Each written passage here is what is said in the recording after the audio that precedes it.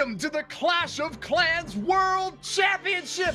We're in the third month of competition for our 2021 year, and we are going to crown a new golden ticket recipient today. My name's Woody, and I'm pleased to be joined here today by Judo to start things off. How you doing, Judo Sloth? I'm doing very well, Woody. Excited to get into the action. The teams have been through the Clan War Leagues, the pre-qualifier. Now we have the monthly qualifier, and only 4 teams remaining today, Woody. That's right, Judo. Millions of players around the world compete in Clash of Clans battles every day. I'll go ahead and say it, but there are clans that compete at the very top level, and to get there, you have to compete through the in-game Clan War Leagues. You have to make it through the pre-qualifiers, and only 6 each month get to be up on this world stage. Alternate Attacks and Tompanai Empire have made it to the top in the past, earning that golden ticket and a shot at the $1 million prize pool for the event at the end of the year. Only 4 clans remain for today, though, and our double elimination bracket is already shaping up with an opportunity for clans to pursue to the top. But we've got some prizes to hand out in addition to that golden ticket, don't we, Judo? We certainly do, and some impressive prizing as well, Woody. $15,000 for the first placed team, all of the way down to $5,000 for the team in 6th.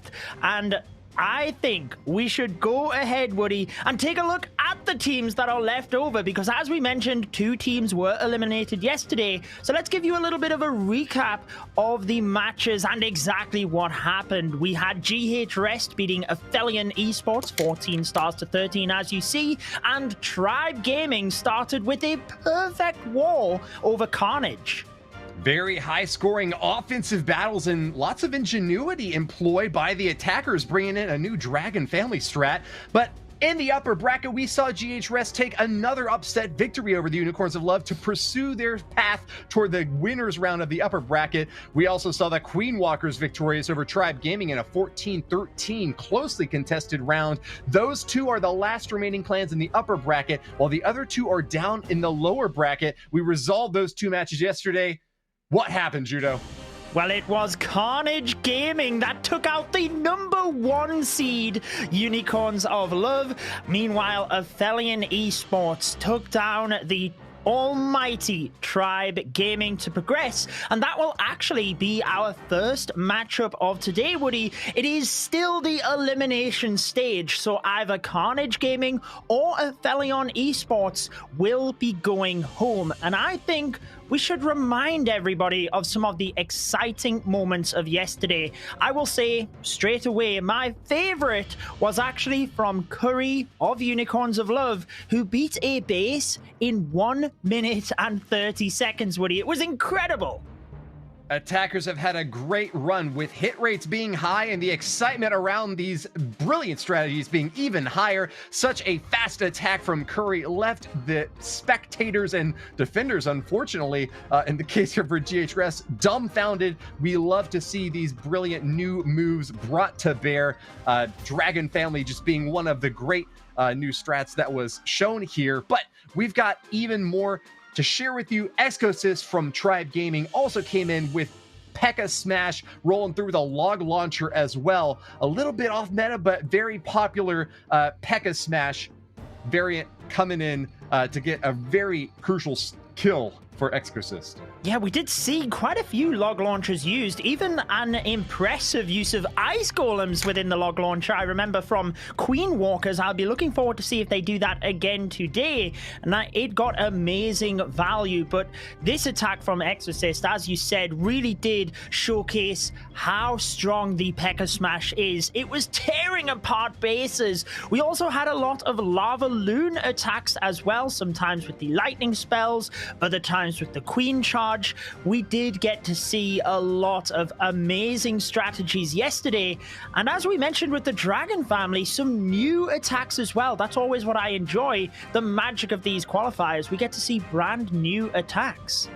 We sure do, and we get a sense for the development of the meta game. We can say thanks to Grisha COC for doing a little bit of a breakdown of attack strategies from yesterday, in which we found that actually 23 out of the 60 were Queen Charge Dragon Rider attacks with a 69% overall hit rate, followed up by P.E.K.K.A. Smash at 75% hit rate. Two very well-known strategies that are favorites among these clans. But let's get into the predictions for our wars today. We're going to be starting off with the second war, where we want to get a community sentiment. Ask you all who you think is going to win the war. Make sure to use the hashtag that's shown underneath the clan emblems shown on the screen here. For Rest, we want to have hashtag GH, and for Queen Walkers, we want you to see the hashtag QW. Yes, I'll be interested to see the community prediction for that one. But first, we do have the matchup between Carnage and Aphelion. So let's hand you across to our casters. Thank you so much, Judo and Woody. I'm Carmen Fend, joined here with Itsu. We're going to be breaking down the next matches for day 2. And Itsu, the first one kicking us off is going to be Aphelion Esports. Yeah, Aphelion was really strong yesterday, and let's see if they can make that count on this second day. They had their second chance basically already used yesterday. All of those teams have pretty much 2 lives in this double elimination bracket.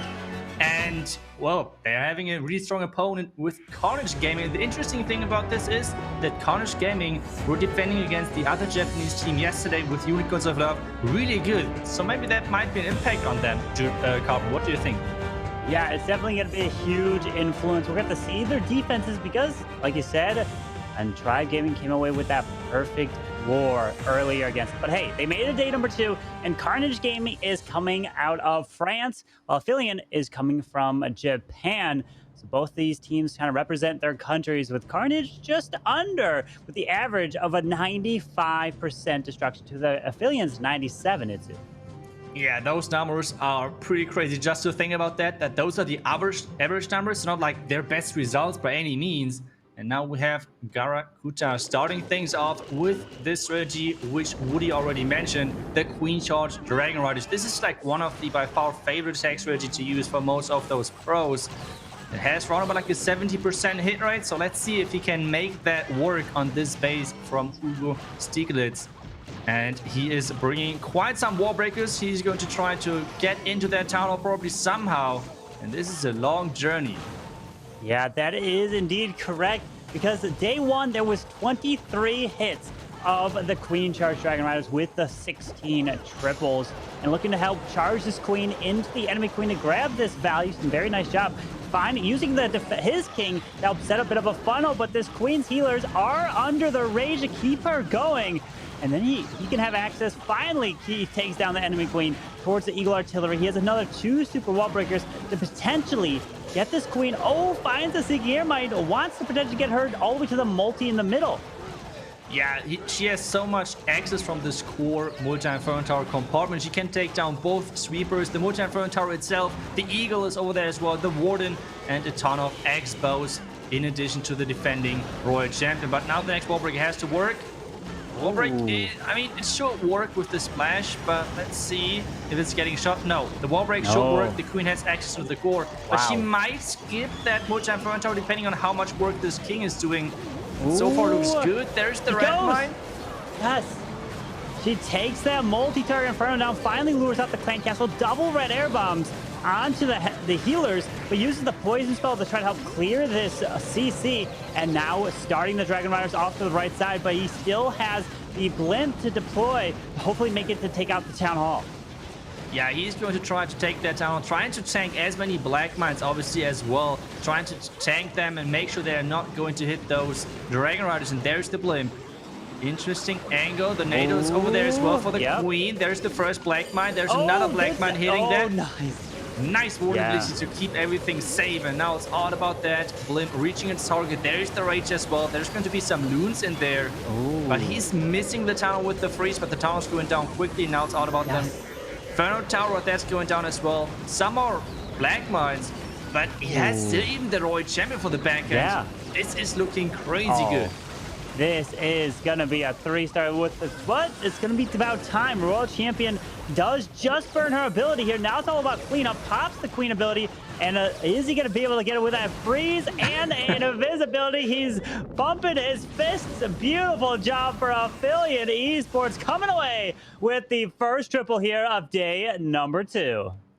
This is always the best, like just watching the players react in their face cam, like just like having their small rituals, like what they're doing, like different poses, I would guess. But yeah, getting the 3-star right in the beginning is always a really good start to a match for them. And yeah, this is great motivation going to the next couple of attacks. But now it's up to Carnage to get things back for them.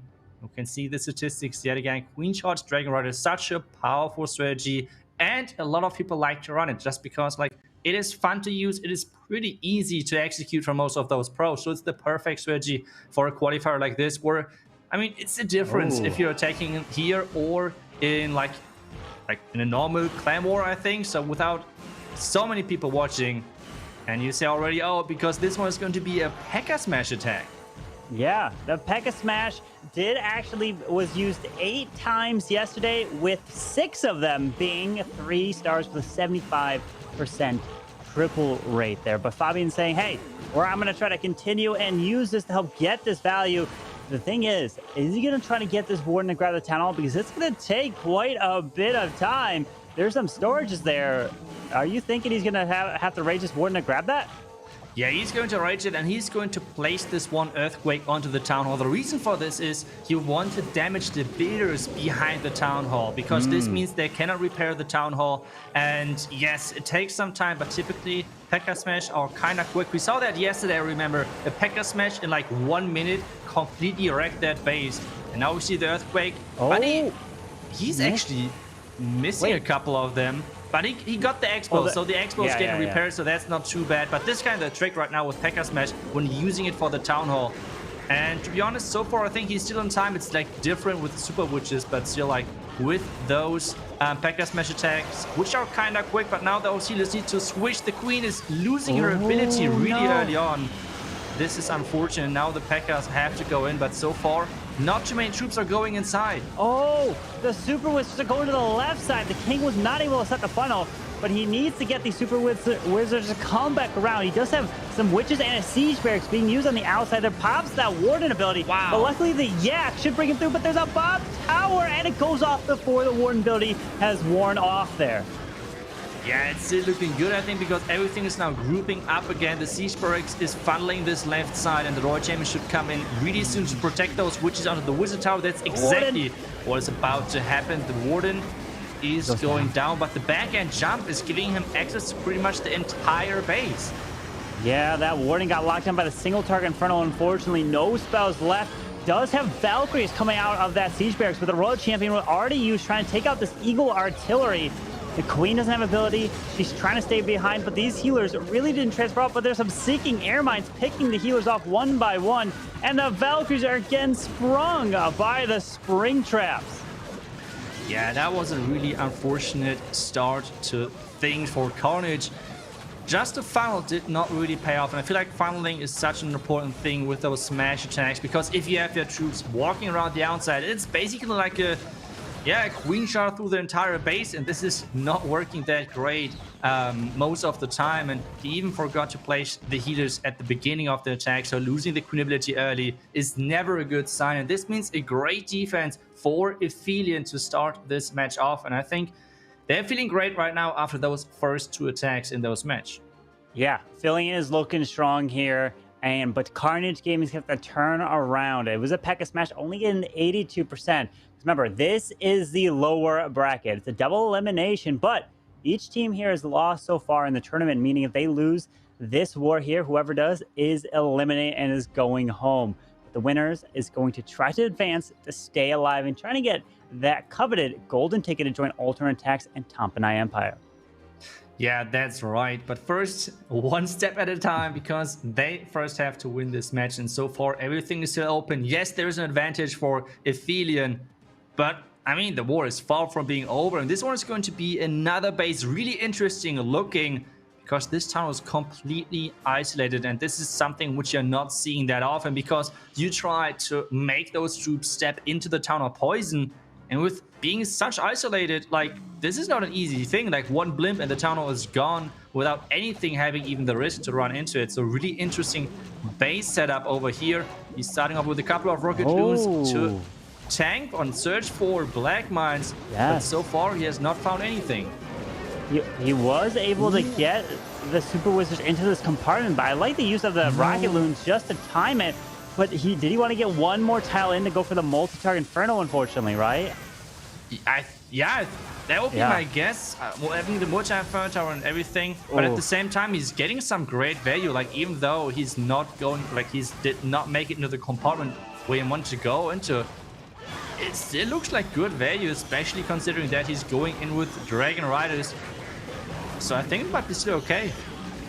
Well, we're going to see how he can adapt. We've seen a Nebrax from yesterday completely swag it about 5 lightning spells and still manage to get a 3-star. So it is definitely possible when your initial plan does not go through. Sending the Royal Champion in towards the right side. Pops her ability, takes out now the single target Inferno. Wow. And she go to the, I think the test. Oh, yes, she goes to the multi, makes her invisible. We're getting the enemy queen right now. Oh, that defending queen should be taken down, but his own yes. queen is really struggling. She's supposed to take down the town hall, but so far it's not working at all because the king was going in the complete different direction. But now he can use the queen ability to take down the town hall. There is not much space left. Now he's coming in with the dragon riders, and they're still having some spells left in the mix. No defending air heroes, so I think this royal champion that she took down, the defending queen, was huge because this means there is no big threat to those dragon riders anymore in this base. Oh, it was incredible, Valley. Finding all the seeking air mines here. Now that the queen is gone, doesn't have to worry about her. Raging his way over the defending king. Headhunter should help clear him. His own queen alive. Oh, wow. The unicorns basically healed her up back to full health here. That is crazy. The queen somehow survived. Like, it was super clutch, super close of this queen even getting the town hall. And he is getting it done. Kazuma is celebrating already with 40 seconds left. Wow. He is making things look easy. And that was really impressive attack. I feel like he just wanted to create this cut with his Blizzard entry. It did work. He looted out the clan caster as well. And things were alright because this royal champion completely smurfed on that base.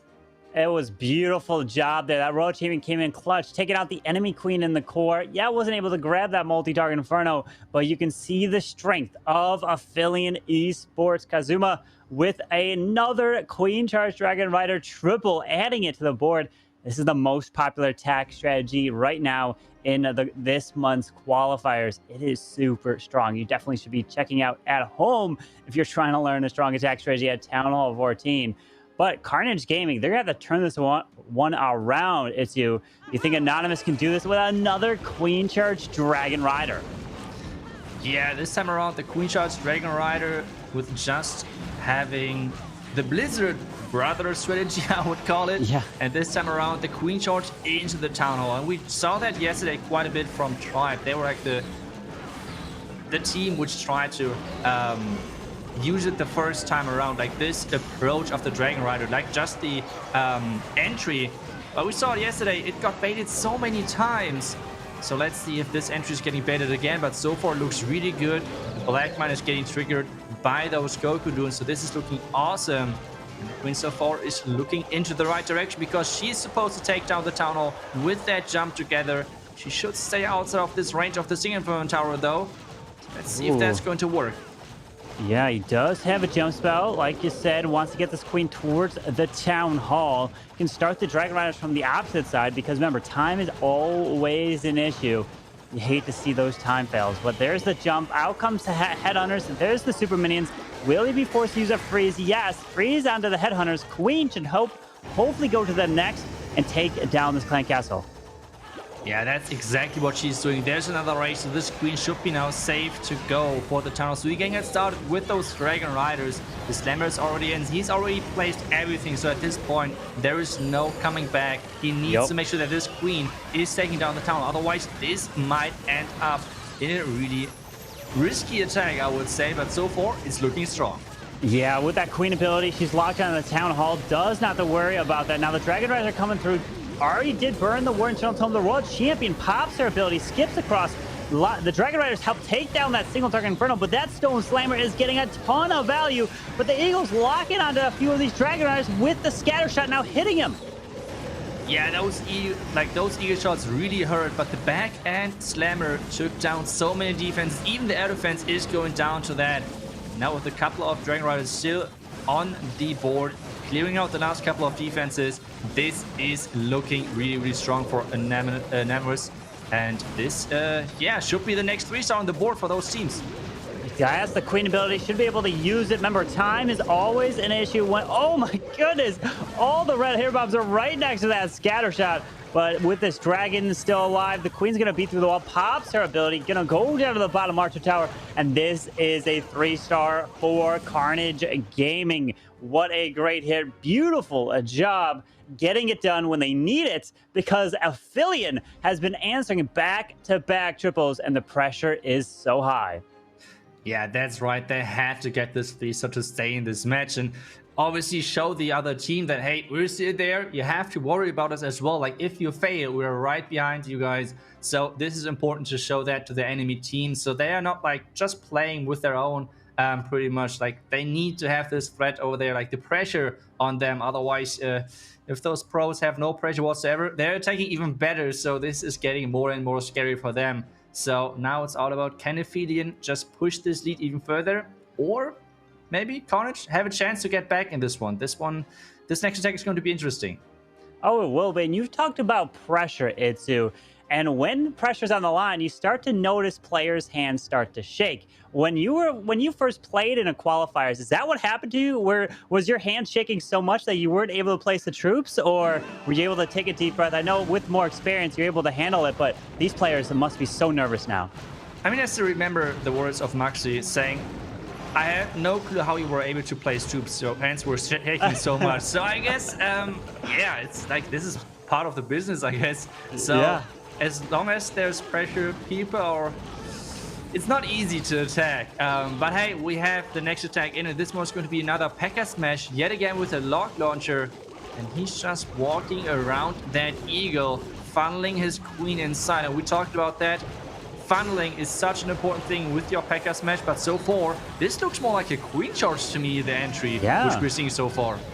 Yeah, it is indeed. You gotta maybe freeze up this defending queen. Yes, he does. Freeze that queen to get all this value. Hanging on, not dropping these P.E.K.K.A or super wizards just yet, but he's gonna log launcher through literally all these walls to open up this whole section. There's a poison spell. Good luck. Let's see if he can get this value and charge his way all the way across to that town hall.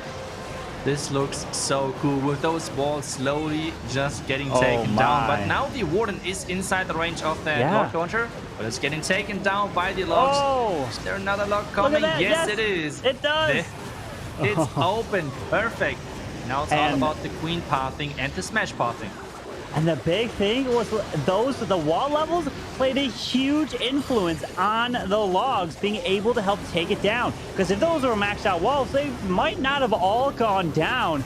And that's why walls haven't been playing too much of an influence, but on this attack, it did. We're looking to take out this town hall, but the town hall poison is going to do a massive amount of damage to those super wizards right there.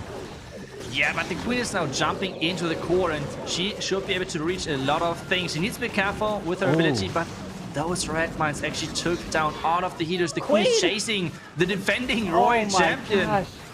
But hey, I think this is actually good, because this means she nearly took down the single Inferno Tower. Now it's all about the core multi-Inferno Tower on this setup. The royal champion still going strong, but with the back-end king. Yeah. This is looking rough for him with no spells left. This should be the fail. This is what we were talking about. Can they push their lead, or is it going to be the open door? And this even looks like a really wide open door, because those percentages are lower than from Carnage Gaming. 79% there for Aphelion, which now the door is wide open for Carnage Gaming to come back. We were looking at this attack. Yeah, the logs were able to open all these low-level walls here of Anonymous' base, but unfortunately, the Queen was not able to continue her charge into the core. The Eagle Artillery did a massive amount of damage, and those healers, when they're stuck on your Queen, they do not want to transfer there. And that is a low percent that coming in from Aphelion. So Carnage, can they take advantage? Yeah, that's the big question. I would have loved to see the lock launcher from a different angle, like from the Eagle compartment or something. But that's always easier said than done, especially after for us watching the attack and then commentating on it. But we're going to see the next attack, and this one is going to be another hybrid between of Inferno Dragons and Dragon Riders, which means a lot of chaos is about to happen to this base. So let's see if this base can handle all of this. It's looking like a really wide open base. Like, if you see this top side, like, yes, the Inferno Tower is in its own compartment, but except that, like, this base is really wide open. So let's see if that's going to be a good thing for those heroes. Yeah, he was able to use the Warden ability to protect every single one of those Inferno Dragon Rages over the Town Hall. There's the Blimp. Luckily, it's not going to pop just yet. It should still continue, but it freezes up the Scatter Shot, pushing his way in. The Town Hall is going to go down to the Rage of Balloons. Beautiful job there. And finally here, the King is down, going to push his way off to the right to the Eagle Artillery. But this core, these Dragon Riders need to push their way and to continue to get this value. Yeah, they need to keep pushing through. The Inferno Dragons are keep trying. But the King and the Queen, they're not supposed to push everything back into the core. And this queen hiding behind the single Inferno Tower in the core is really devastating, especially because there's nothing left being able to shoot her. And those Dragon Riders, they have no chance to defend themselves. They're like really without any chance. And this open setup really worked wonders for him. But now there's the heroes coming in. We know how powerful those heroes are. He has still a lot of spells left, which he can use to support his heroes to make that even stronger. And the Royal Champion and the Queen still having her abilities left. Yeah, but the defending queen is still alive. He's going to either freeze her or distract her with the skeleton spell. There's the Skelly, which the queen locked under the Lassie, which is able to get that force the RC ability. She's going to be able to help grab the scatter, the wizard tower. He's got a minute left. Wait a second. This unicorn is actually coming up clutch to keep healing that queen. That is crazy how powerful those heroes are. I feel like if that queen can survive the arch tower, she can take down the rest of the base. Like, it's 50 seconds, but at the same time, those skeletons need to take down the queen platform because she can't reach it. So it's just going to work. I mean, at this point, like, you can see his reaction. He can't do anything really about it, like, except using the queen ability to the perfect timing. Now the skeletons are making it, and they took down, maybe even helping the queen. It's 30 seconds, Corbin. Oh, man. What do you think? Under 30 seconds, the unicorn is healing this queen back up, but he's going to pop the ability probably after this bomb tower because those archers will get hit by the splash damage. Only 18 seconds left. I just don't think he's going to have enough, especially with a storage down below. Pops the queen ability, and there's just not enough time here. Oh no, this is like the worst. Watching this attack as an attacker, and probably they already calculated like how, like, is it going to be enough or not. So just watching without being able to do anything about it is like probably one of the worst things you can put one of those attackers into it. And yeah, that's another defense. And even though Aphelion gave them the chance of coming back, they now around getting not the 3-star, which means Aphelion, it's back on them making that chance work because they are going to attack next. Yeah, Aphelion, they opened the door for Carnage. They were looking to get a 3-star. It is the time fails. Talked about it earlier today.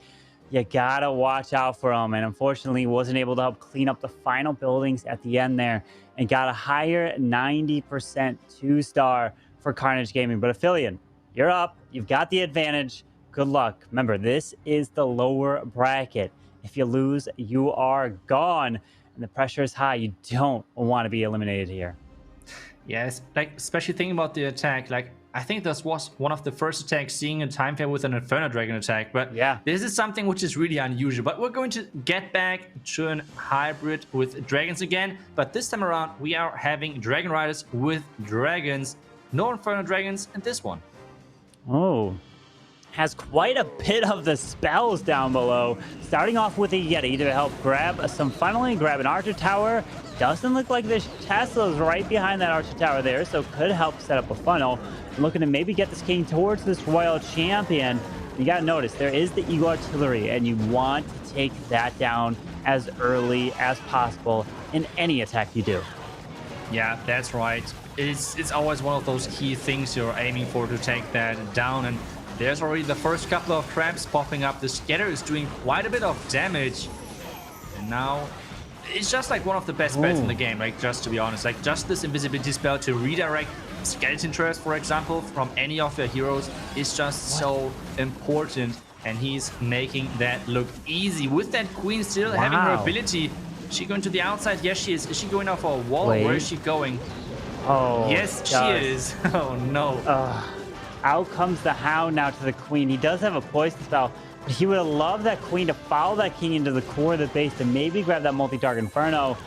But hey, he did remove the Eagle Artillery. Queen's ability goes off, taking out the Lava Hound. Now the Poison Cell and help clear these pups, so at least the dragons will not get stuck on that Hound there. Yeah, that's already great to take that out. And maybe the queen can somehow survive. The unicorn, though, nope, is not there anymore to save the queen. There's no Dragon Rider coming in from a really interesting angle. He wants to make sure that something is targeting that multi-Inferno Tower in the core. So far, are they going to go there? They're going for the scatter first. And there's the blimp as well. And that blimp needs to reach the town hall. Yeah, hopefully the blimp can make it pop. The Warren Billy does not flip those Dragon Riders, but they're working on the multi-target Inferno now. Rage is down, but the tornado is spinning him around. past the Town Hall, phrases it up yet again, and also grabs the air defense. But a ton of balloons and make their way there. Down goes the Town Hall. Rage it up to the top side. Oh, but we still have a single target to hit. Wait, he's got a heal and a freeze, and the single goes down. What? He needs to use his spells like that is crazy. Having the heal and was not even paying attention to that. That is crazy. And this is going to be a crazy overkill. It looks like power-wise, the only question is time. We know the best air defense in the game. Exactly. That's the king who always can make for a crazy time for it. So this king running around and tanking, Dragon Riders and everything is always going another couple of set of black mines, but that not going to take down any of the dragons. And now we're going to witness the power of the king on defense against air troops. Too bad that king can't reach over. I feel like he can touch those dragons. They're right above his head. Can't you just jump up and grab it? But unfortunately, 10 seconds left, and the storages have about full health, and we've got ourselves a time fail. If you look on the right side of the screen, and you can see it 93 to 93%, meaning it's all tied up on percentage. So if Carnage Gaming comes in with a 3-star, they will just barely have the lead. Not only with the stars, but also the percentage, because it is that close. Yeah, this match is incredible close. Just seeing with all of those storages left, that was really unfortunate for him. Maybe he could have saved the loons in the poison. I'm not 100% sure, but they should survive the Town Hall explosion on their own. So maybe he could have used the heal spell for that. I feel like the heal spell on the outside of the dragons was not that much value, I guess. But at the end of the day, you can't change the attack. So this is going to be a time fight. But now the next attack, Viking is in with the Queen Shot Dragon Rider. And he is opening up with the Giant, with his Queen. And he wants to either walk around the Town Hall or wants to take that down. Oh, actually, Carnage, not just a 2-star, they need a 3-star, actually, to tie up Aphelion. But then they can try to go and take an advantage on percentage, because it was neck and neck there. Drops a rage onto the Queen. Super Minions. Oh, he does the opposite here. Not poisoning the Super Minions and freezing the Headhunters. Now these Super Minions are going to do quite a bit of work onto the Queen. Hopefully he can keep her alive. And yes, she stays alive through that rage spell. And now she'll be able to clear the Super Minions and keep her charge going. Yeah, really good handling with the clan castle over there. Getting the wall break in onto the scatter. King around the outside, and surprisingly not using anything for the Town Hall just yet. Instead, my guess would be another blimp for the Town Hall. That might be the thing, but let's see what the final decision is going to be over there. Queen taking down more and more defenses. No Coco Loons just yet, so there might be quite a couple of black mines in this compartment to somehow threaten this Queen Shot, but there is the native trap. But it looks like it's not really getting those sneaky goblins.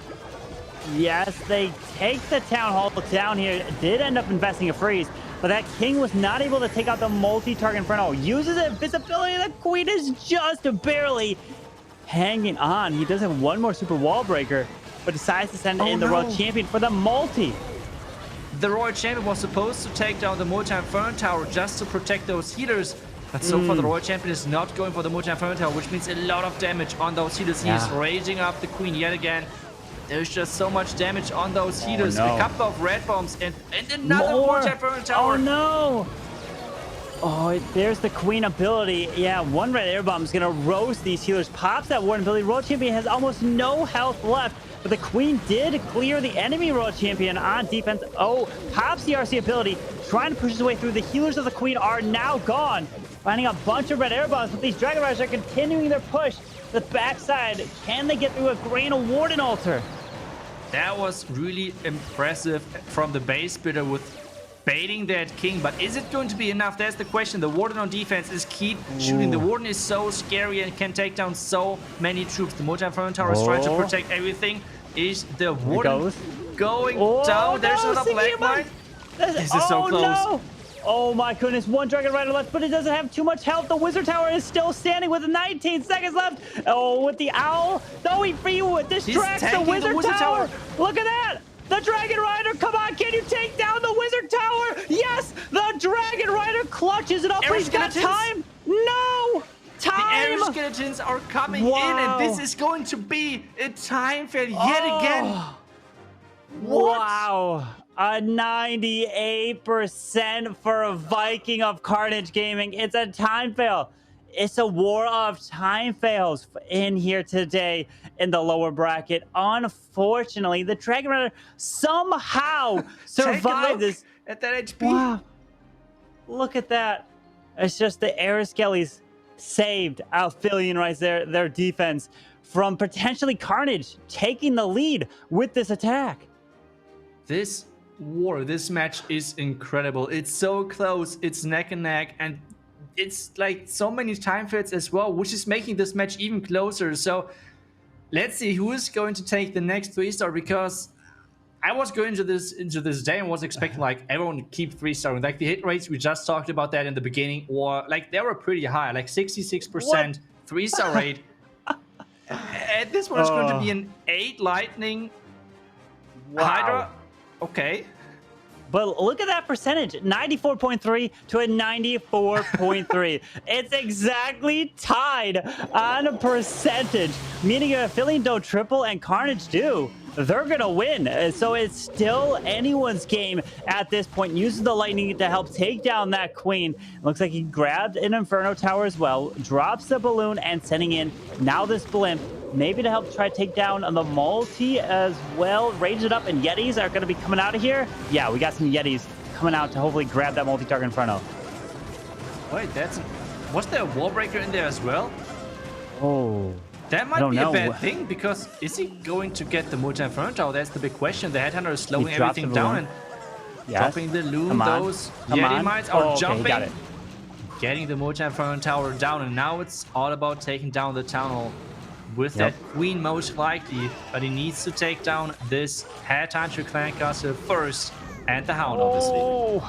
That Headhunter did quite a bit of damage actually onto the queen, unfortunately, but now the queen can charge her way towards this town hall, looking to grab it. Still has yet to drop the king with 3 invis, but he's got no spells left for the dragons here. Yeah, this attack is looking unreal, but the queen first has to go in. There's another baby dragon to push this queen inside to get that town hall. It's only 1 minute 40 seconds left, and we know what the topic of this match is. Yeah. This is not looking good. Please start at some point with your Dragon Riders and Dragons, but those troops are not the fastest in Clash of Clans, so they really need to hurry up. And hey, King and Royal Champion at least get that eagle out of the way. There's already some cleanup on the left side. Wait, what did I miss? Pops that word, but the eagle did not go down, using one of the invis for the Royal Champion, trying to keep her alive, going through, does have her ability, pops it, uses another invis. He wants this Royal Champion to help clear this whole top side while the dragons are going down below, finding a seeking air mine or a red air mine off to the left. Remember, time is the issue. Trying to take out this air defense, but this Royal Champion is going down and not continuing her charge up top. But there's a back-end Dragon Rider just to speed things up. They really know that time is the biggest threat for them. There's a couple of more cleanup troops at the top side. The Dragon Rider should be able to take down that tower if there is no more black mines. And there is not much space left, but yet again, it's 30 seconds left at this point. Carbon, they need to hurry up. They do, with only 28 seconds left, but oh no, the dragons are turning around. Now they're gonna go to the storage. The scatter shot is still up. The Dragon Rider is gonna go down, but we do have the king. He is standing by the scatter. He's gonna distract these dragons. There's only one left, which it dies off, and it's gonna be a defense for Carnage Gaming. What is going on? Like, both teams started with like non-star 3-stars, and now it's really slowed down. Like, this is not even a time fair. Yes, it was like close on time, but I think the power was just missing at the end. And yeah, like both teams really struggling at the moment. 94% with a really fancy Hydra attack with some lightnings in the mix as well. And was a cool idea with the invisibility spells to keep that Royal Champion alive, but just not enough power to push through that scattered compartment. And that made all of the difference. Absolutely, it did. It was not able to get that charge, get all the value you wanted potential with those invisibilities, and had no spells for the dragon. But now it comes down to this. Hugo Stiglitz carries all the cards here. If he 3-stars, they are going to be eliminating Aphelion Esports, and they will advance here in the qualifiers. And if you were in a situation just like this, Itsu, where you knew your last attack would win the war, would you take that at the start?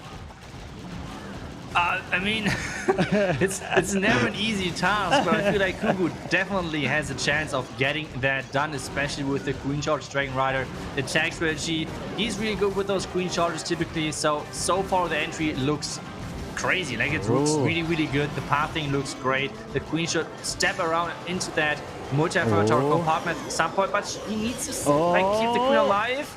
He does. Oh, the Queen is barely hanging on here. Froze up the super minions. The healer's getting hit by the multi-target Inferno. Drops a balloon to push its way in to test for Seeking Air Mines. Oh, look at this angle that the balloon is going in. Gonna help. Does not find any Sam. So, hey, this Queen should be fully protected, but he still has a jump spell. Gonna push this Queen towards the Town Hall now.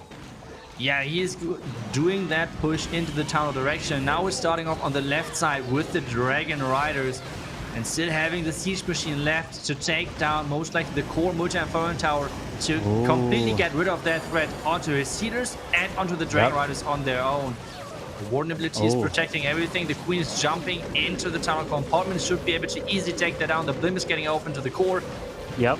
And this is looking really good. This is looking beautiful. The blimp took out the core of this base. Dragon Riders are coming around from the left side, and the Royal Champion is now joining in to help charge her way through, freezing up not only the Queen, but also grab the scatter shot. And Hugo is looking like he's going to answer with a 3-star for Carnage Gaming. That would be so important, because this would mean it's going to be the win for Carnage. But a lot of Dragon Riders are dying out. The border air defense is non-stop shooting. The Queen is staying alive for now. She has her ability still left, with 3 Dragon Riders alive and 50 seconds left. The enemy Queen is still alive. Oh no, wait. The enemy Queen is picking off these Dragon Riders one by one, and his Queen is getting splintered around by the tornado. Already popped his Queen ability, but that defending Queen is doing so much here. One super wall breaker isn't going to be enough. Here comes the super wall breaker splash. The minions make their way to the Queen, and they're going to take her down. 29 seconds. Hugo Stiglitz, and he's going to have the time to get a 3-star for Carnage Gaming. What an unbelievable turnaround. Saves it and gets it done there. Wow, beautiful job to Carnage, winning this one on percentage. Wow, that defending Queen nearly messed up that attack, Corbin. Wow, look at that. 94.2 to 95.4. What a close war. And the percentage was the difference maker. And that's 79% for Aphelion. Is unfortunately what lost them the war. It was, wow, look at that. 3%. Oh my goodness. So close. Yeah, that was wow. That was just the first match of the day. So that is out of words. Yeah, it was absolutely incredible. But now we're gonna have to welcome Judo back here. Judo, what a war there. Carnage coming back, and it must have been tough to pick which base you wanted to break down. But which one do you have to take a look at us again here? Well, it was an amazing war, and I wanted to pick a Queen Charge Dragon Rider attack, but actually focus on the wall breakers, because it's not something we often talk about. The key takeaway, wall breakers target buildings, but will attack walls en route to that building. So you need to try and look for closed compartments.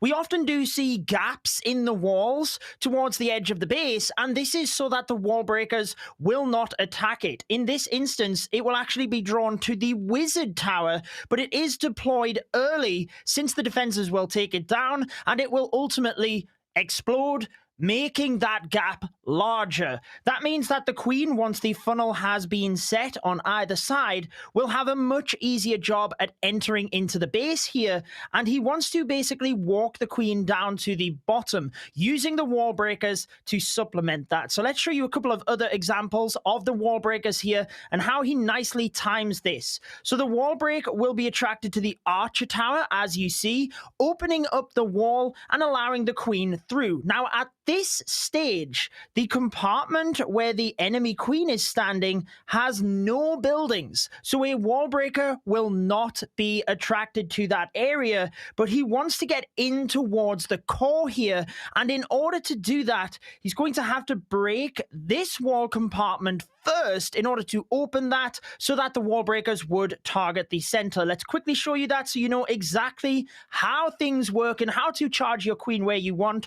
Once both of the compartments are open, the next closed compartment with a building behind is where the Grand Warden statue is. We've seen how popular the Queen Charge Dragon Riders are, but you need to get your wall breakers to give your queen access. So just remember that wall breakers attack buildings and attack the walls en route there. Beautiful job. Yeah, those wall breakers are critical. Obviously, charging that coin in, maybe even sometimes if you want to substitute a jump in, which we've seen Tribe Gaming getting towards the Town Hall. But that's the offensive side of the game. Now let's take a look at the defensive side that helped them win. And Itsu, when we take a look at this base, what stands out in your mind? As we already talked about, this open top side compartment looks really, really strange and unique. And right now as a base builder, bringing something new to the table, something what you have not attacked yet as the attacker, as an attacker in general, is really good. Because this is, you don't have training against that, and it worked out really great. Like this top side being open, he has most of the traps stacked at the bottom side, because this is what people know. This is what people know with wall breakers and everything. So the attacker had to go with air, completely ignore the walls, and well, at the end, time failed in getting in one of those many time fails in this matchup. Yeah, the time fails have been the storyline here today in this war. But let's see, hopefully time fails doesn't do it in the next war. But we want to thank Judo so much for breaking down an attack there. So we will definitely be seeing him later. And now Itsu and I are going to be jumping into the next war.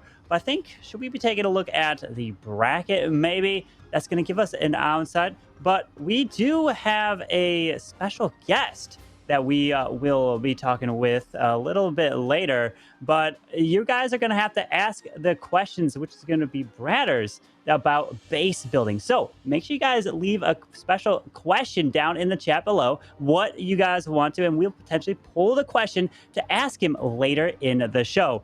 Itsu, I can't wait to get some base building knowledge, but look at that. That was the percentage of who thought was going to win that war. Incredible. That is crazy. Wow, I would have not expected that out. Like, the community really knew who they wanted to support and who they thought would win. It did turn out not to be the case, but now we have the next match happening soon. And it should be Queen Walkers facing off against GH Rest. And both so far had a crazy run in this tournament.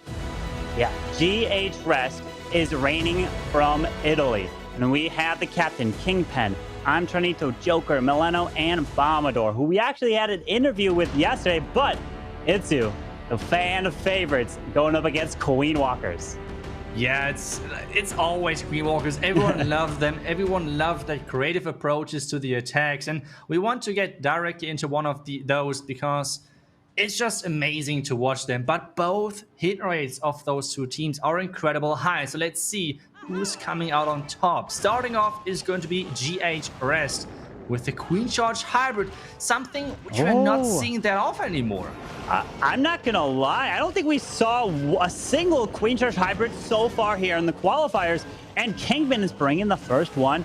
And we used to see it so much back at Town Hall 13, but the meta with the Town Hall Poison has completely turned it upside down. And this Queen, the wall break, is not opening this outside wall here. So this Queen is not looking to go potentially maybe one of that Town Hall down. Oh, that was so close. If that Town Hall would have been activated due to the splash damage of the wall break, this could have been bad news. There's the funnel. But this already is not looking too great for him. There are the first spring traps, and this already is great news. Like, as an attacker, if you see this right now, those spring traps on the outside, we talked about that yesterday. Those spring traps are supposed to spring trap against headhunters. Oh, no. Wait, but he already burned that. The timing. Yeah. Oh, that single target Inferno. Oh, that single, the archers are coming out, super minions as well. No Queen ability makes her invisible, but now these super minions are going off to the left side here. Can he get the single down? He has one more freeze. Rages are up again and invests all his freeze now. The queen is trying to... What is she doing? She's going for She's a going for a wall. wall. Oh, no. The queen. Wow. Wait. And she's running. What? What? The single. What? The queen makes up. The healers are going down. The healers, down they go. Can the queen take the tower down with a few of her final shots? Yes! The tower is going to go down. Unbelievable. The queen goes from beating a wall to go for the single target inferno. I am completely shocked here. What? Wow. She completely tricked us with like going for a wall just so we could curse the wall. So she's going back for the tower. What was that? Either way, the push so far is still looking good. Like, we remember, most of the spring traps are apparently against headhunters. This means we have not seen too many troops getting spring traps so far. Like, we're not seeing anything flying right now. And this is because people are trying to protect headhunters with those spring traps instead of, hybrid, because no one is using it. You said it. It's the first time of what we're seeing right now in the qualifier. And it's 40 seconds left. Covered. Can this still work? He's dropping a rocket loon, but the problem is we do have a clan castle still up in the core pot. Force that RC ability. Can he dig out the bomb tower before the bomb is gonna do? Oh no! The hogs got damaged a little bit, but the clan castle is still up in the middle of this base for Kingpin. Wow, this is like, there's just so much power left in this attack. Like, he has the king, the P.E.K.K.A and everything, but time is running out, and this is something which we have seen quite a bit, and it's understandable in this attack. Like, I would have never started the hybrid as early when seeing that my queen is struggling that much. So really good reaction by him. It was just, not really working great for him overall with the wall breaks and everything. I guess he used the wall breaks just a little bit too late because the Expo was tanked by that queen, which means they exploded a bit too late and did not open the correct wall. But wow, that was still an impressive attack. Like, I would have never expected to see such an overkill, but at the same time, a time fail. So yeah, a surprising start into this match, but this is a successful defense. Yeah, Gaku coming in with another defense. His bases have been holding strong, helping Queen Walkers trying to advance from the upper bracket. Because remember, if you advance from the upper bracket, you're gonna have to lose twice in a row at the end because it is double elimination. And Gaku, he's coming in with the pros players' favorite attack strategy so far here in the qualifiers, which is another Queen Charge Dragon Rider. Yeah, and he's using that in all of his legend videos as well, which he's uploading to YouTube. He's really good at queen charging this tunnel. This is something which is kind of like his signature move with this strategy. But there are the rocket dudes. Is he going to react quick enough? There's everything. Visibility spell. No! The queen! He did not prepare for that clan castle. This clan castle can trick you up if you are not prepared. And this is a huge mistake for him. Wow. And the king is walking to the outside. No. What? But it's the Yak. No way. That is crazy start right now. I'm speechless. That queen went down so fast to those rocket loons. Milano is pumping his fist out on the defensive side, but now he took out the town hall. But at this point, he's looking to try to save this because the first attack from Rest ended up being a 90%. There pops an early one-in ability. But can he bring it up towards a higher percentage 2-star? Because that queen died off so quick. Yeah, that is something which we don't want to see. Obviously, like with those queen charges, the queen getting taken down after the first, not even 10%. Now the Royal Champ is trying to push everything back inside, and it right now looks like it's kind of the same story as with an hybrid. If everything is going wrong, you just like push that in and hope for the best, and most of the time you're dodging a lot of traps due to that. This attack is not getting like as it would get that far, and we should, I think, talk once again about this clan cast because we saw it so many times in this qualifier, and we talked about that. Like we saw that yesterday as well, that people were handling it really well sometimes as well when you know how to deal with it, which means freeze the rocket loons. I mean, people know when to face the clan cast, right? Like you can plan on the bases, you can see the ranges. So this means you can know when exactly the clan cast to come out, or, I mean, those teams are on boys together, right? Like they know exactly when things are coming out. And this means a teammate can just call, okay, the next step, and your queen is going to lure out the clan castle, have the freeze and the poison ready. And always remember, with rocket loons, never poison them. They're just too fast. Poison the super minions, the damage dealers in this clan castle, and just freeze up the rocket loons, and then you're totally fine. He did freeze them too late. They were already on top of his queen, and the death damage of those rocket loons is way higher than normal loons, and this is just the game changer for this troop. Yeah, that made all the difference, which we just saw here in the attack. And it's, what would you say? Would you say if you're going to use rocket loons on the defensive side, would you use the super minions, or would you pair it up with archers, goblins, or something else to potentially provide some distraction? 100% super minions. We can see it right now. He has he can't poison both of those groups. He has one group with the rocket loons and one group with the super minions being really far from each other. So one poison can't hit both of them. If you combine rocket loons with like archers, for example, they're staying most of the time close to each other, which means one poison is hitting everything. So always combine it with super minions. It's just way, way better. And as we just see, even pros are sometimes getting tricked by that clan castle. We saw it yesterday as well. And well, let's see how many more times we're going to see that. But next attack is going to be an Electro Dragon attack. And this strategy, we're not seeing that too often. Yeah, Mileno's coming with the E-Dragons. We did see him coming with a triple yesterday with the mass E-Drags. And sending this blimp in towards the Town Hall. And what are we going to have? Sneaky Goblins? Yeah, Sneaky Goblins looking to help take that Town Hall down. Does lure out some super minions and archers. Come on, Town Hall, go down, and he secures that first star right there. Did actually also activate a tornado trap, which is a big bonus. Yeah, that's obviously a trap which you always want to take out. Now we have the classic line of E-Dragons. Early vulnerability in a couple of seconds. Yep, that's exactly what you try to do. And then the double rage. This is just to get those loons inside the base as quickly as possible and get those lag mines getting lured, which are typically deeper inside the base. But so far, he has only taken down red bombs, really, with those raged up loons, which is not really the optimal thing to happen with your Electro Dragons.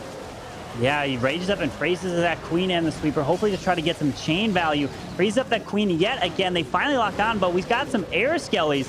That sweeper is so annoying. Freezes it up again. He only has the Royal Champion still deployed and invisibility, but there's so many air skellies distracting these E-Drags in the middle. Yeah, there's just so many traps, and we saw that those loons did not trigger them.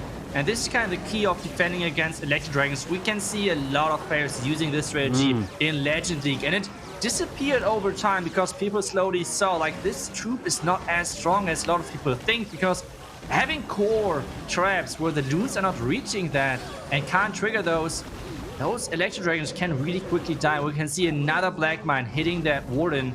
But is that going to be enough? Maybe it's still enough. I mean, maybe I called this too early. He took down the core. And the Royal Champion can maybe finish off this base. He's got the RC. The Unicorn went over to the King. Drops the Rocket Loon onto the Archer Tower. The Royal Champion's trying. Oh, a giant bomb. There's a Tesla as well. And down goes the RC. She dies off to a small bomb there. But he's got the King with 53 seconds left. It's all about the Unicorn. The Archer's in the middle. It went for the Royal Champion platform. That is crazy. The Unicorn is following. The King is actually going for the barracks. And with 40 seconds left, I think this is still looking good. And I'm really surprised by how this attack turned out. Like, I was already calling it a defense, but I was calling it way too early. Or is it? I mean, 30 seconds should be definitely enough, right? 25 seconds. This King, the minion, is barely on the outside, going to help tremendously on this cannon. Oh, the King's taking damage from the Tesla. 16 seconds. Can Mileno push his way through? Oh, no. With a minion, he needs a few shots from this King here. It's going to be close. This is going to be so close. 6 seconds. 5 seconds. 4, 3, 2 shots. Come on, one more. And he gets it. It's a 3-star for Mileno with the final strike. Getting it done with the mass E-Drags, and they are going to be taking the star advantage over Queen Walkers here. I'm sorry, man. I did not say anything. This was all calculated from the start, I think. Wow. What a finish. Oh, the final shot, the final swing of that King Sword takes down that Tesla to clutch up the 3 stars. Mass E-Drags coming in yet again for Mileno. and getting that 3-star. Yeah, that was really important just to put up the pressure on Queen War, because we were talking about that, how important that pressure is, that pressure game. And well, both teams did start with a defense, but now it's all about getting this back to the 3-star streak, which we had a little bit earlier already. And we have the Warden Walk, P.E.K.K.A. Smash yet again. He's delaying a couple of healers because he wants to make sure that a couple of healers are switching onto his P.E.K.K.A., onto his Golem, which he is bringing as a tank in front of everything. And then going to send in either the Log Launcher or the Blimp. Right now he has the Blimp selected for the Town Hall, into the direction of the Town Hall. And then we have to see if the push is going to be big enough.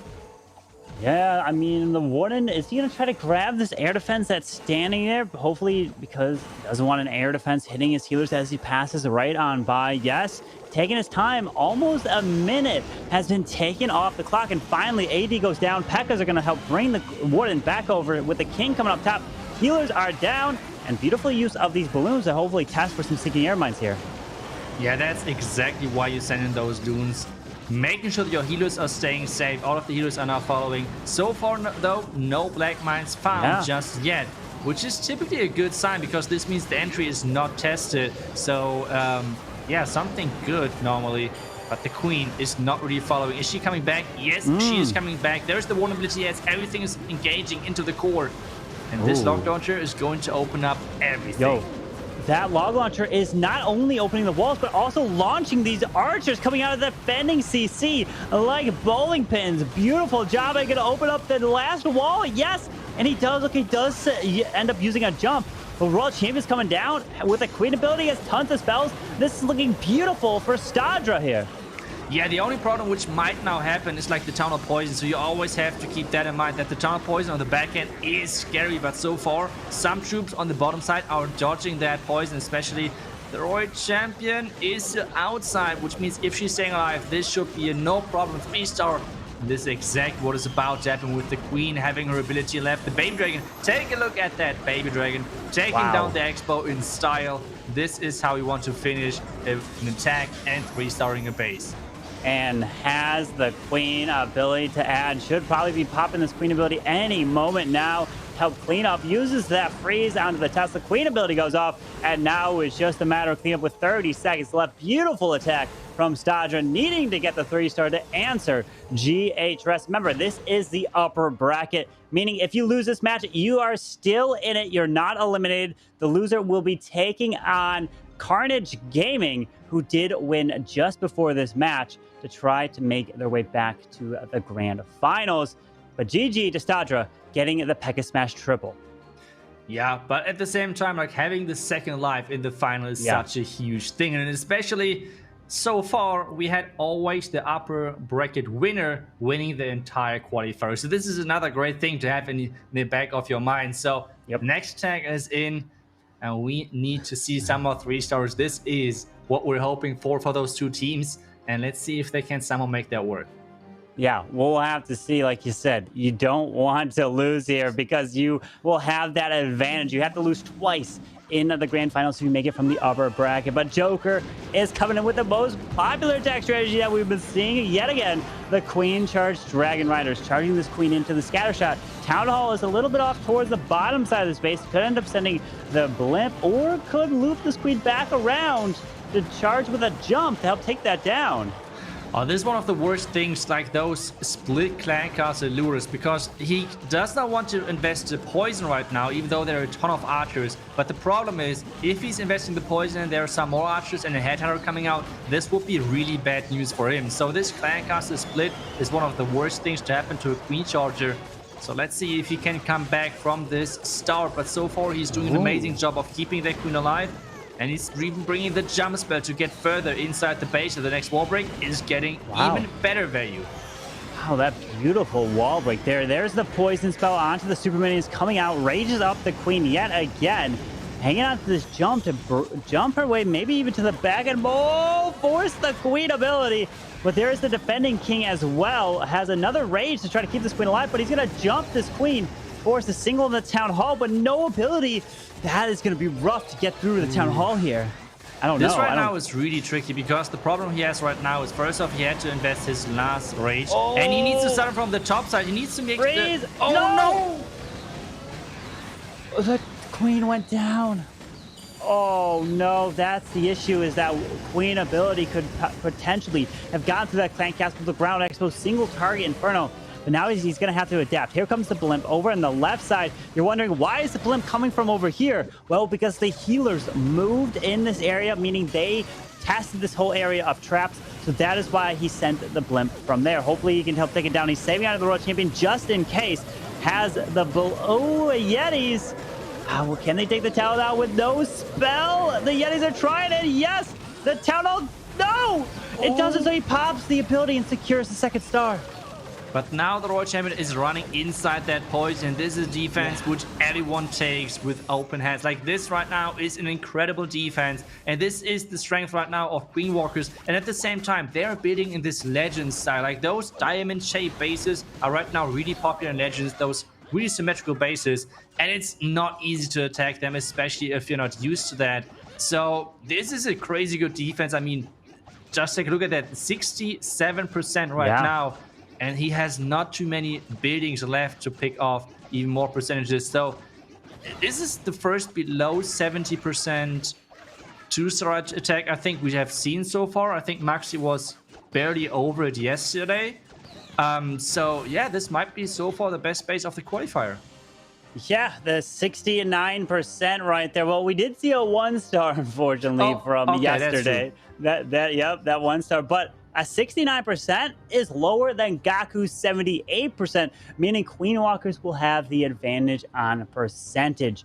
And unfortunately, the Queen Charge Dragon Riders was not able to push its way into the base. And that is a huge defense on Utah's base to help keep Queen Walkers going into potentially the finals from the upper bracket. We still have quite a bit of attack still to go. Yeah, that's right. Like, never say never. There's always a chance of coming back, and always keep your, just keep your team together. Try to motivate each other. This is a key thing, obviously. And now we have the next attack coming in from Stars, and he is going in with a ton of invisibility spells and a lot of Dragon Riders, and I'm really looking forward to see what exactly he has in mind. You know, the attack that I missed that I want to see from Stars, maybe we'll see in the future, is when he was doing some blimp with cloning super archers. I remember when he was doing things like that. Stars is such an incredible attacker. He could just completely turn attack strategies on their heads, and just base builders struggle so much. But he decides to send the blimp with some invis, and looks to be super wizards with 6 invis. Is he going to use all of them with these super wizards, or maybe save a few for his heroes? Yeah, the unique thing for Stars for me is always that he's always finding those spots to blizzard on, and people do not expect that. Like on this spot, like the value is just incredible. Take a look at that, luring out the clan cast as well, taking down one of the air heroes. The value is just awesome. And people do not expect that. People are going for like, yeah, I want to take down Town Hall, 5 scatter shots and 7 eagles. But hey, this is not always possible, right? Like, you can't always take that out. So he's going for a little bit of a cheaper value, but at the same time, creating so much pathing, the entire right side is taken down. And this, as an entry already, is looking awesome. But yet again, we always have to take a look at the time. Yeah, Queen is going to look to make her way towards this bottom side. Drops this king to help protect her. The Yak is down on the king and moving. We're finding some giant bombs here on the outside. Does wall break? Ooh, that was a little scary. He made his way in to help take down the wall to open up the funneling. The Sneaky Goblin is down. He's got another super wall break and 2 more invis potentially to help get these heroes towards that town hall. Yeah, 1 more wall break, but I think it's going towards the arch tower first. Let's see how he's going to do that. There's another black mine getting triggered. The queen is stepping inside. She should take down the arch tower first, so this means the wall break should work. But at the same time, the Yak, I think, open up the walls. Let's see how that works. Was she getting? Was she? That is a really nice move. He still has a couple of invisibility spells left, which he can now use to protect his queen. And he is now starting with 1 minute left. Wow. With those Dragon Riders, barely 50% is been taken down. And those Dragon Riders now really need to hurry up. And obviously with those headhunters, the defending queen should have no chance whatsoever. But there's the spring trap. I think one headhunter stayed alive, at least one. Yeah. And this queen is getting taken down with the Royal Champ pushing him from the top side. But the Eagle on the back end. Yeah, that Eagle is going to be doing so much damage. The World Champion trying to stay alive does have 5... Wait, did I just see that right? 5 freeze spells? Still in to push his way through. He's got air skellies come out. There's the freeze onto the air defense and Eagle artillery. He already burned that RC ability. Balloon coming on the top side, freezes it up yet again. Freezes up the Archer Tower. There's so many freezes. He's just going to freeze the whole base as he moves through stars. You're absolutely incredible. That is incredible, as you said, and I think he has a point. Like, the Eagle is okay if it's on the back end, if you never let it shoot. Like, just keep freezing it, and you don't care. Like, the Eagle could be the last building, as long as you just keep freezing it, who cares? Wow. And that's exactly what Stars just did. This is why everyone loves Queen Walkers. Those crazy attacks, those crazy plans. This is something which they're always there for, and which is so impressive to watch. And Stars coming in with the freeze spells. He had so many freeze that he was even freezing he freezed every defense left. And like you said, hey, if the Eagle is the last thing left and you just keep it frozen, it's not getting shots off. It's not going to matter. And a brilliant Blizzard Dragon Rider attack. What a way to get it done for your team of Queen Walkers here. Yeah, that was impressive. That was at the same time really important 3-star for this matchup, because Queen Walkers wanted to put pressure back on GHRS, and they now really need to 3-star on those, yet again, diamond-shaped bases with those symmetrical style. And this is what Queen Walkers so far, I think, was running from the beginning in the pre-qualifier and now in the qualifier itself as well. And it's looking really good defensive-wise, but can Bombador turn things around? That is the big question. It's yet again another hybrid. The first one, the hybrid looked good. The Queen Charge was interesting. Yeah, it was indeed. Trying to charge his Queen in towards the town hall. Rages her up. Out comes the CC. And the balloon pulls the Seeking Air Mine. So going to help protect these healers. And the super minions are not in the poison just yet. Is he going to be forced to use a freeze spell? No, able to make his way through, but he's got the freeze up at the town hall. She's going to activate it. The healers are going to get hit. There is the freeze to keep his Queen charging in. Yeah, the Queen is keep charging in. He is taking down the town hall. The Queen should now path around the back of the poison. The hybrid is getting started, and typically one of the big weaknesses of those diamond-shaped bases is hybrid and legend, and especially when people are not preparing for that. My guess would be that yet again there are spring traps on the outside against those headhunters, and Queen Walkers did not really expect to run into a lot of hybrid attacks on them. Queen though, the enemy, his Queen, that single target Infernal lockdown, forced the ability, pops his Warden now as the miners and hogs are moving their way through. Remember, the big thing when you're pushing in with a ground attack is it doesn't matter if you do your Warden ability, the spring trap still will affect it, but he loses the Queen on the top side, and oh my goodness, look at all the traps in the core. So many traps right there. The Royal Champion as well is getting taken down, or getting at least attacked by that defending king. And now this back end scatter shot might be really scary, because this scatter is not easy to reach. There's another bomb tower. And Carbon, I think those hogs and miners won't have the greatest day of their life.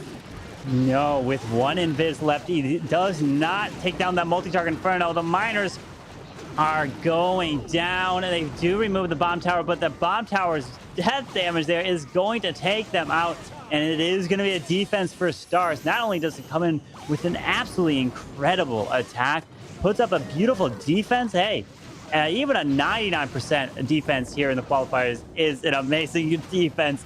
You're looking for anything to stop your opponent. And it's only going to be about 92% there for Bombador.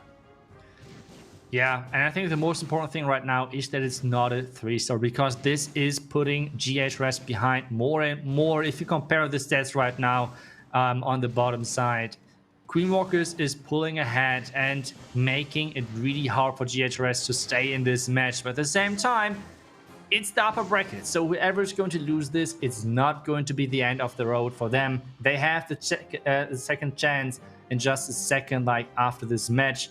And well, let's see if GHRS need that, or if it's going to be the miracle comeback. But so far, it's looking good for Queen Walkers. We still have two absolutely amazing attackers coming in for Queen Walkers. You take these two players, Klaus and Utah 14, you put them pretty much on any team, and they're going to be like the best player. And they're still yet to go. Klaus, you're not going to know what attack strategy he's going to come in with. But Utah 14, he's going to probably come in with some sort of Queen Charge. Maybe Queen Charge Dragon Rider, Queen Charge Lalo. He loves to do those. But Klaus is probably one of the most fan favorites. And he, okay, nothing too crazy here, coming in with the drag bat. Yeah, for Klaus, it's actually pretty normal, I would say, like pretty relaxed strategy-wise. But still, let's see how he's going to try to pull those off. It's going to be a Dragon and Dragon Rider composition with those bats for the back end, starting off with a couple of funnel troops for the top side, and probably trying to go into the Eagle and pushing his heroes in there. Yeah, looking to help grab this valley. Drops the king. He has him up top with an ice golem to help protect him. His first attack yesterday, unfortunately, was the only fail for Queen Walkers. To think that if Klaus fails, that is a really rare sight. Only one if Queen Walker's there. But he's trying to turn that one around and get his first 3-star here of this qualifiers in day 1 or 2. Trying to push Queen Walkers to the next match, but is he going to get this Eagle Artillery? Yes, Queen locks on, and that clan castle is pretty far away to the bottom side where the town hall is located.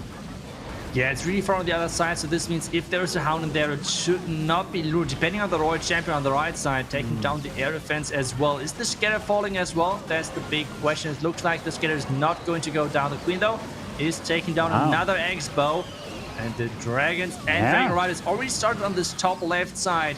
But they're going to go into the sweeper, which is not the nicest thing to happen. Yes, still the blimp flying across now. Yeah. But with bats on the back end, you never know. Like, they can always make an attack, come back, and still get the 3-star. Got the blimp flying to the town hall. Is he going to land? Rages it up, freezes the town hall. Yes, the town hall will go down. It looked like the tornado trap is probably on the other side there. Does not lure it out. There's an ice golem distracting the wizards out of the scatter. Oh, the bats take out the scatter. The multi-target inferno, though, is still standing in the middle of the space with one more freeze and an invisibility spell. Oh, can that all work? The bats are now coming back, and they're flying into the core. They're going for that multi-inferno tower. But we have the super mini staying out. There's the invisibility spell. But this is not going to be enough for the bats. But the single is going down, but now it's all about the dragons. Yeah. It's going to be time with 55 seconds left. He's got dragons left. That multi-target inferno, I don't know how much health it's got, but shouldn't have too much as he takes down these storages. The Dragon Rider working on the ground expo. And, oh, it does. Okay, just about 90% health, but he's got 3 dragons, and they're pretty healthy. One of them might be low with that Grand Warden. Klaus is coming in with a 3. Oh, he finds Red Air Pops a tornado trap. Wait, is that what? No, oh, shoot. Stop it. Stop it, stop it. What? No! No, I did not just... Oh. I just... That was a really good job on you, Corbin. Like, really impressive. I have never seen something like this. Let's not talk about this. Can he still get... Oh, my goodness. Wow. The trapped up core. 5 seconds. Oh, no. Is he going to get it? He's looking straight to the camera. No. He sees you. He is staring right at you. He's looking at me. He's looking straight into my soul.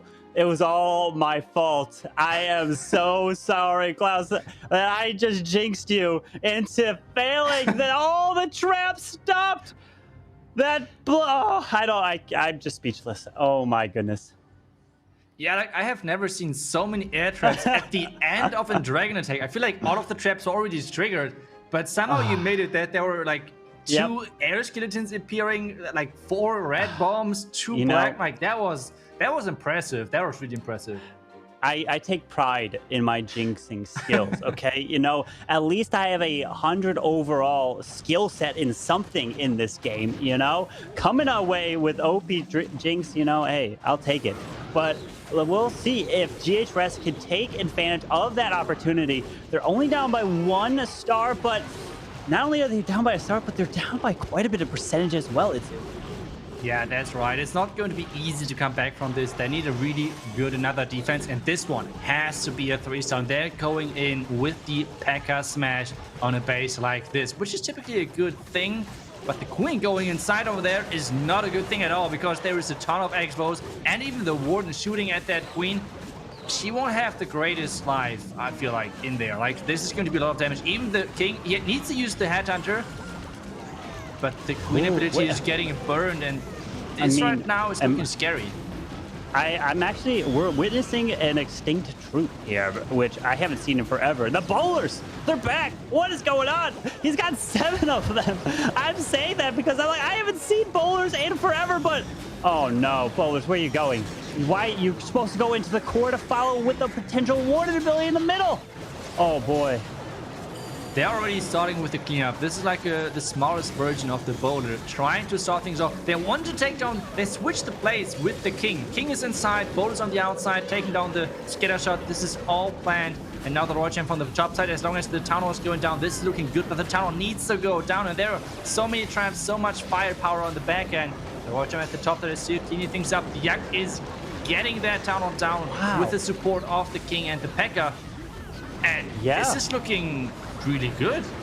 Look at this, with the Royal Champion ability still in the bag. The healers have transferred off, helping take down the P.E.K.K.A. Oh, wait, the P.E.K.K.A. just barely survives. The Valkyries actually were coming out of the log launcher. Burns the RC ability, takes down some of the Teslas, and this is going to be a 3-star for GH Rest. What a wonderful attack.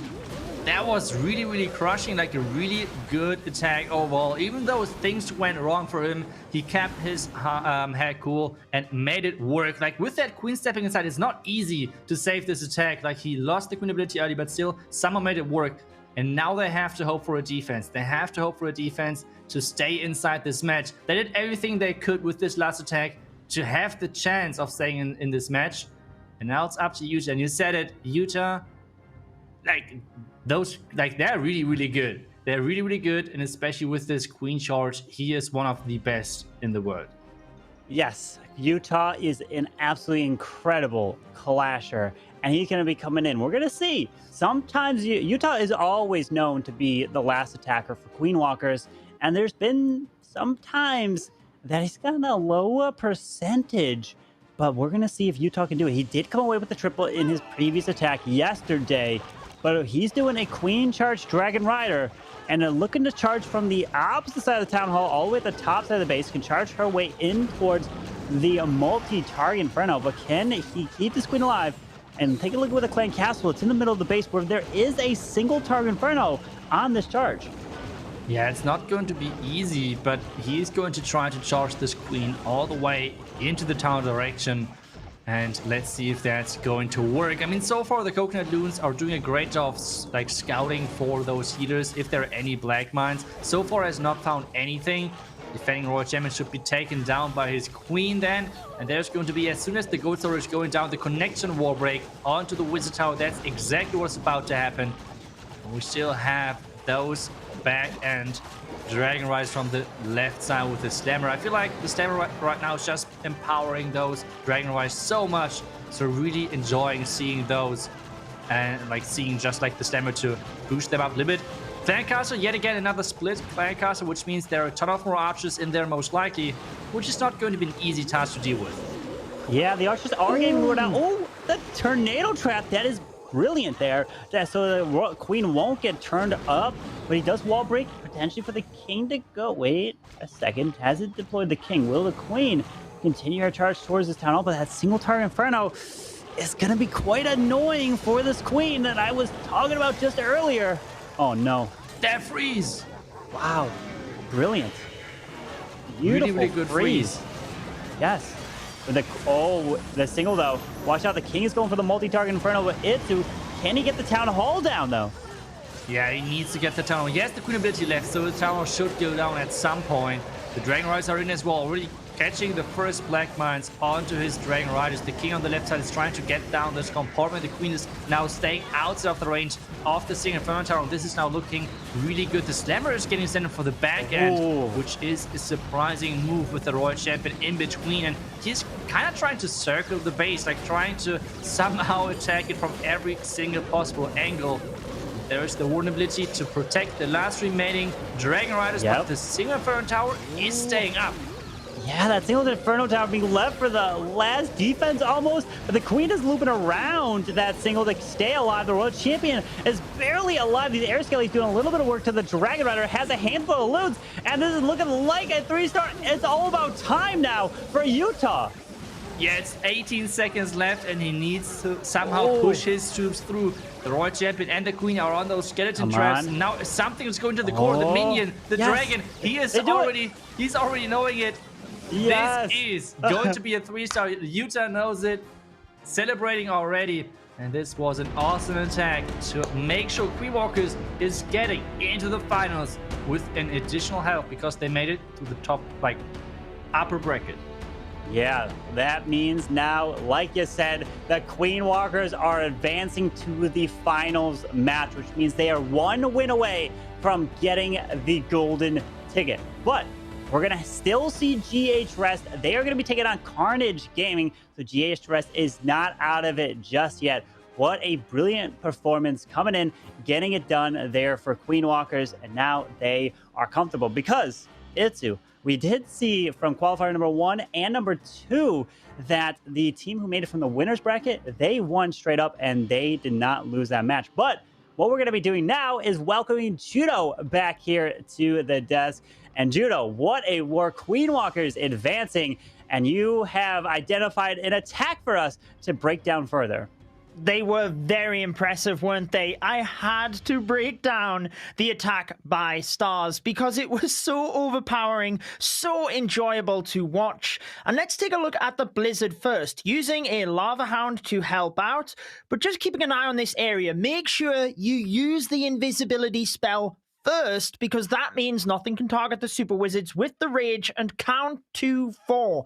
Every time you use the invisibility, make sure you just count in your head, because that's how long they last. But always make sure to watch the Super Wizards. Stars is looking here and adjusts the deployment of the invisibility to ensure the Super Wizards are there. Just like Itsu said in the cast, look at the pathing he has created, bringing this chunk of the base down. Irrespective of which defenses are there, he can now control the attack a lot better, extending the funnel and then easily pushing his heroes down and into the base. As we fast forward a little bit, I do want to highlight the Dragon Riders and the freeze spells, because it is something that we don't see very often.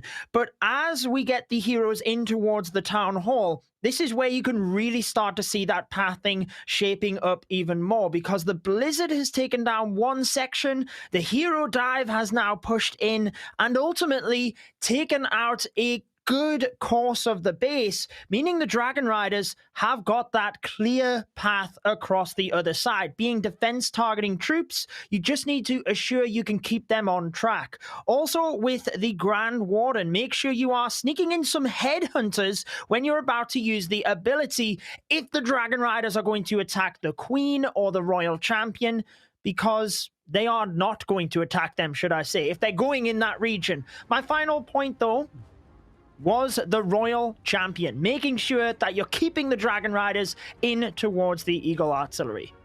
Yeah, brilliant there from Stars coming in for Queen Walkers.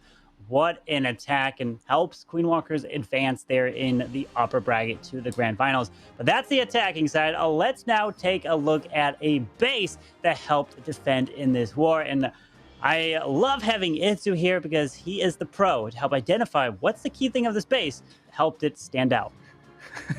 I mean, the key thing right now, we can see it, all of those red bombs and black mines and air skeletons around that core. No, but like getting back to like a serious note, having all of those black mines in the core is typically really, really good with like all defending target on air. Those dragons which are flying in there typically have not the warden ability left anymore, and this is a lot of damage on them. It was close, but hey, a defense is a defense. This is everything what counts, and it worked out well. Let's say it like this.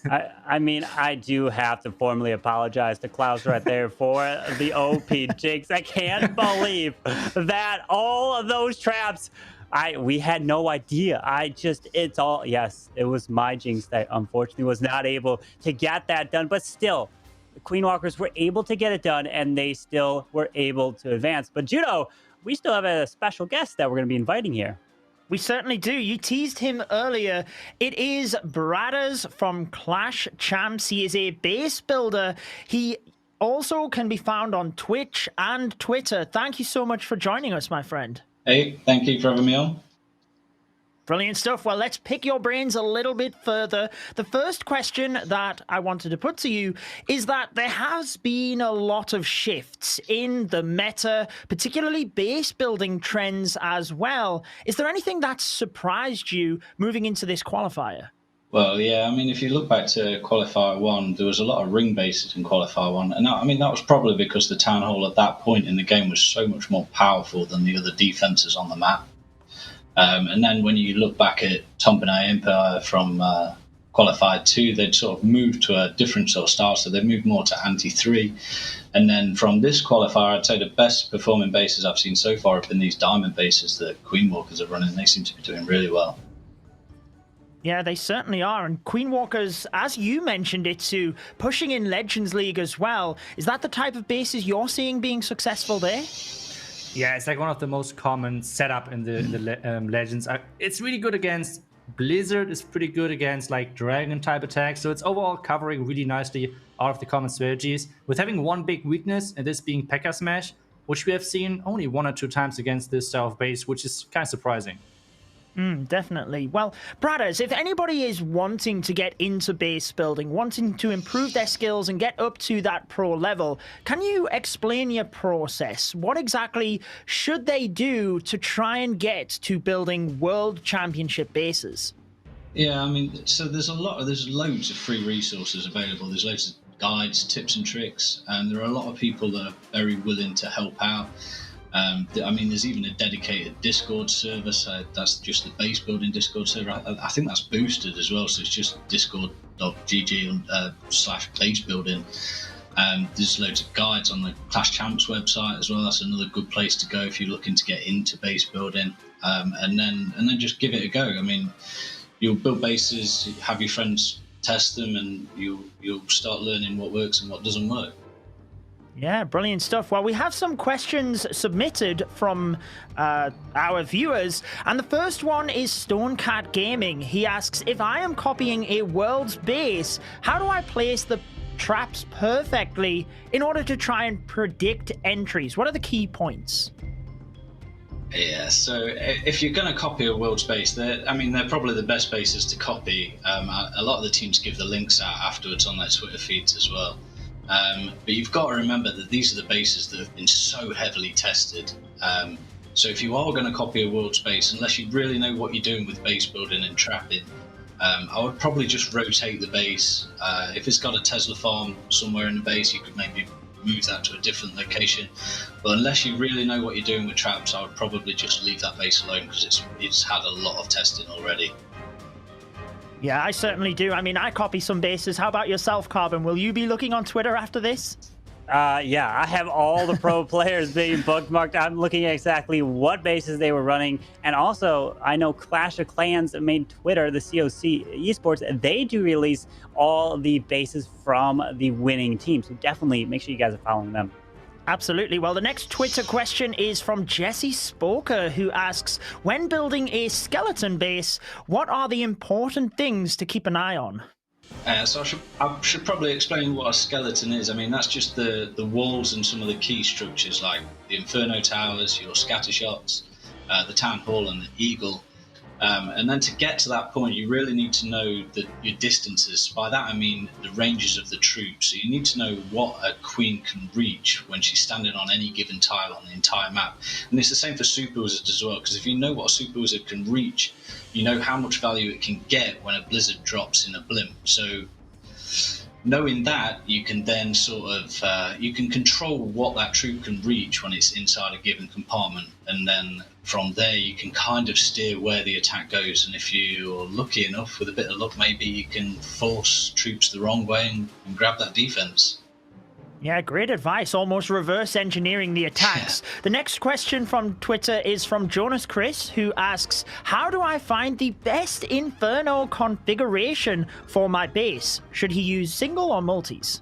I would say right now the most popular thing to do is run 2 multi-Inferno targets and a 1 single Inferno target. That's because Queen Chargers at the moment are very popular, so you're going to want a single target in Inferno somewhere on your base to shut down that Queen Charge, or at least make it a lot more difficult for the Queen Charge to come off.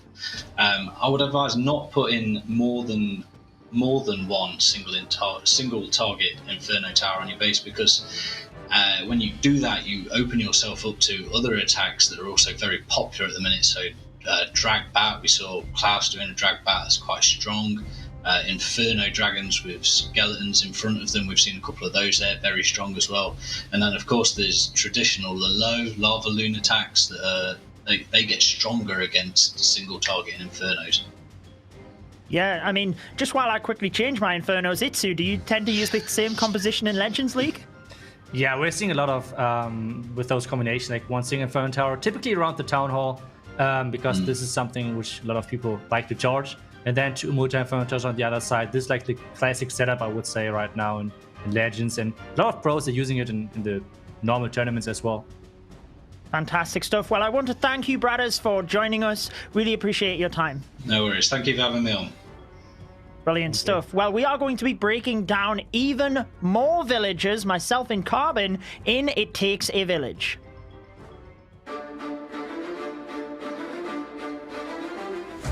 Welcome to It Takes a Village, where we analyze your bases to give you helpful tips. I am Judo Sloth, joined by Carbon Finn, and today we are breaking down a Town Hall 14 base by Deathshot of India.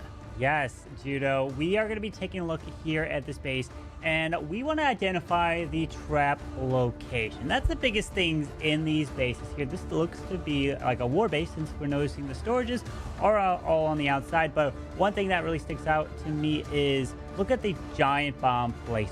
I would love to see some locations where there's a double giant bomb, 2 of them next to each other, because right now they're all spread around the base, so you can really kind of heal around. But if you have double, even maybe triple giant bombs, that could completely throw your opponent for a loop if they're not ready or expecting that much damage in one location. Absolutely. We talked about this in previous episodes of It Takes a Village, and it means even if your opponent uses a heal spell, their troops might not heal through it. I also want to pick up on the traps around the Town Hall, Carbon, because whilst there are a lot of spring traps, I feel the small bombs there would be a little bit better, but also behind the Town Hall where the wall is, you can clearly see that there are no traps. There is no room for it. So you could send a battle blimp all of the way from the other side of the base, and you know that you are safe. There's no traps behind that Town Hall. So maybe just making a little gap there might have your opponent thinking, is there something there? Absolutely, and the first thing that sticks to my mind is with that blimp. So look at where the wizard towers are next to the Town Hall, on the left and the right side. What I would be doing is trying to send a blimp, maybe some super wizards. So if you could trap that area, put some seeking air mines by the mortars, and maybe put some Tesla there, that can really stop. It can be killing off some of the balloons, and then if you try to send a blimp over, it pulls a double seeking air mine. Lo and behold, that blimp fails to make it to where it needs to go to help take that Town Hall down. So that could be a little bit better location to drop some Teslas, some seeking air mines, and things like that.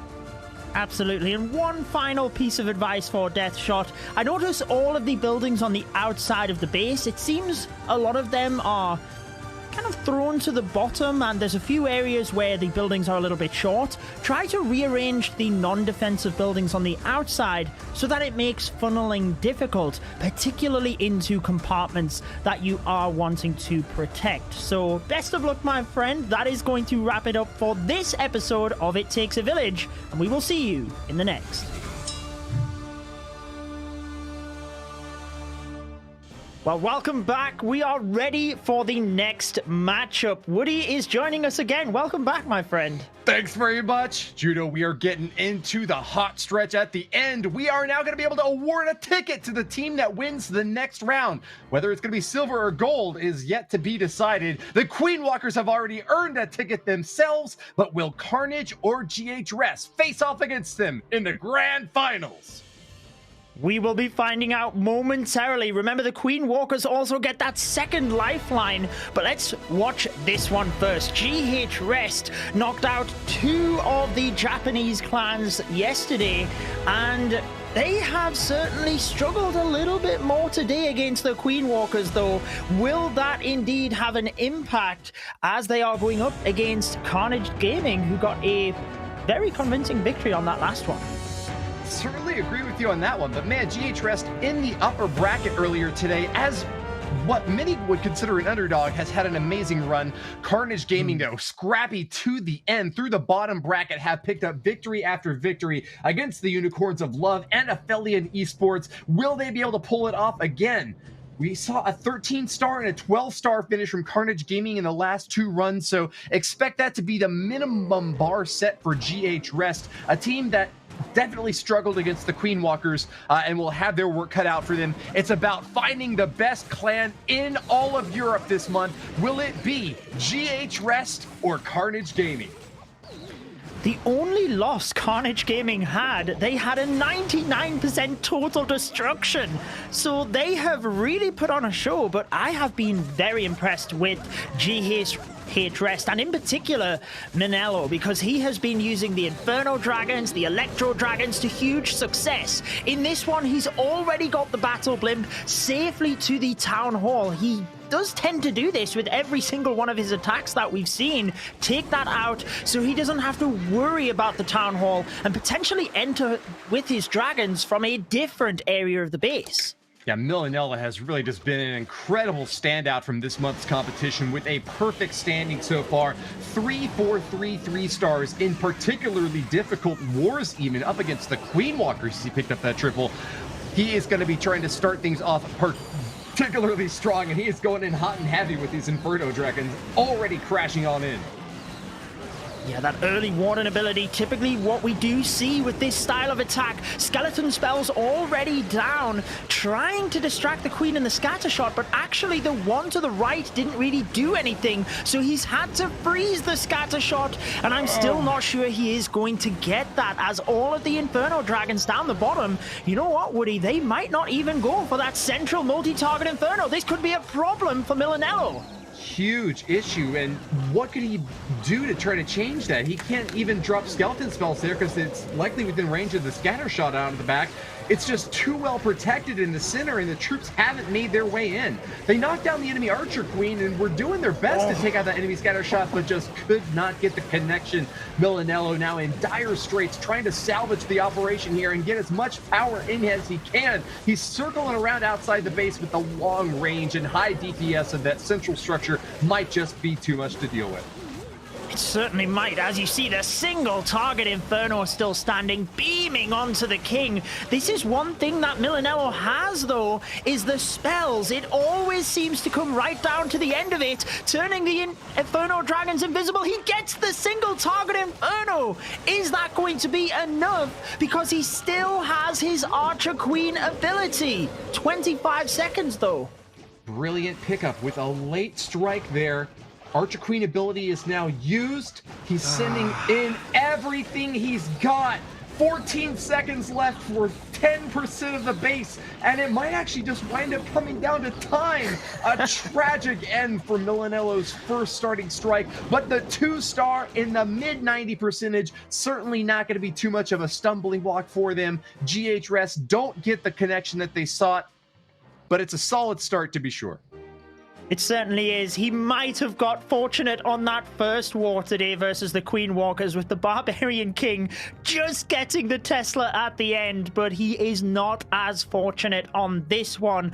Arguably, he would have preferred the 3-star in this matchup, obviously, knowing the position that they are in now, because it is elimination time. And Carnage Gaming, as we mentioned, they might have lost the first matchup to Tribe, but they had 14 stars, 99% total destruction. So actually, they've been pretty dominant. I'd say it's more their bases that have let them down.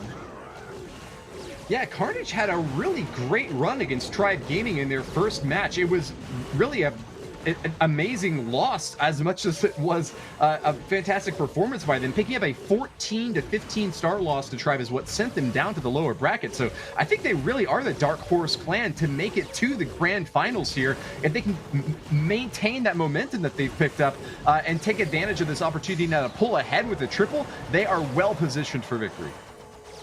Yeah, certainly. And Fabian, he said to us that his favorite attack strategy is the P.E.K.K.A. Smash, but he's been struggling with that this weekend. He got a 3-star in the opening war, but then since then, he's only had 2 80% 2-star attacks. So he really needs to shift that around and get the 3-star here, because that would give them an early advantage. Starting out typically with the Grand Warden Walk, the King and Witches on that opposite side, but we're now starting to see the Log Launcher quite a lot in the P.E.K.K.A. Smash style attacks, aiming to get right in towards that central target multi-inferno and just open up the base drastically. It's been a really interesting change to see the switch from so many wall wreckers to now these log launchers getting lots of range with that big siege weapon, tearing through these tiny compartments and getting maximal value for the ground-based army to continue pouncing through. He's even holding on to a jump spell, maybe as an opportunity to get into that town hall compartment if things don't go right, or to finish off everything that's going on over on the left side. But I'm really impressed so far with the speed and rapidity with which he has just gone through the space on a mighty tear.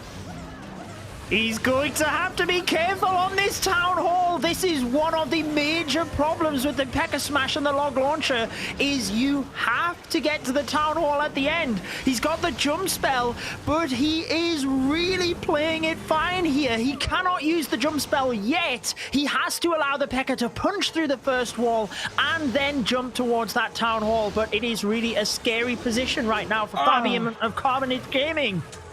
Lost his Grand Warden there. They're on the Witches. They switched. My apologies.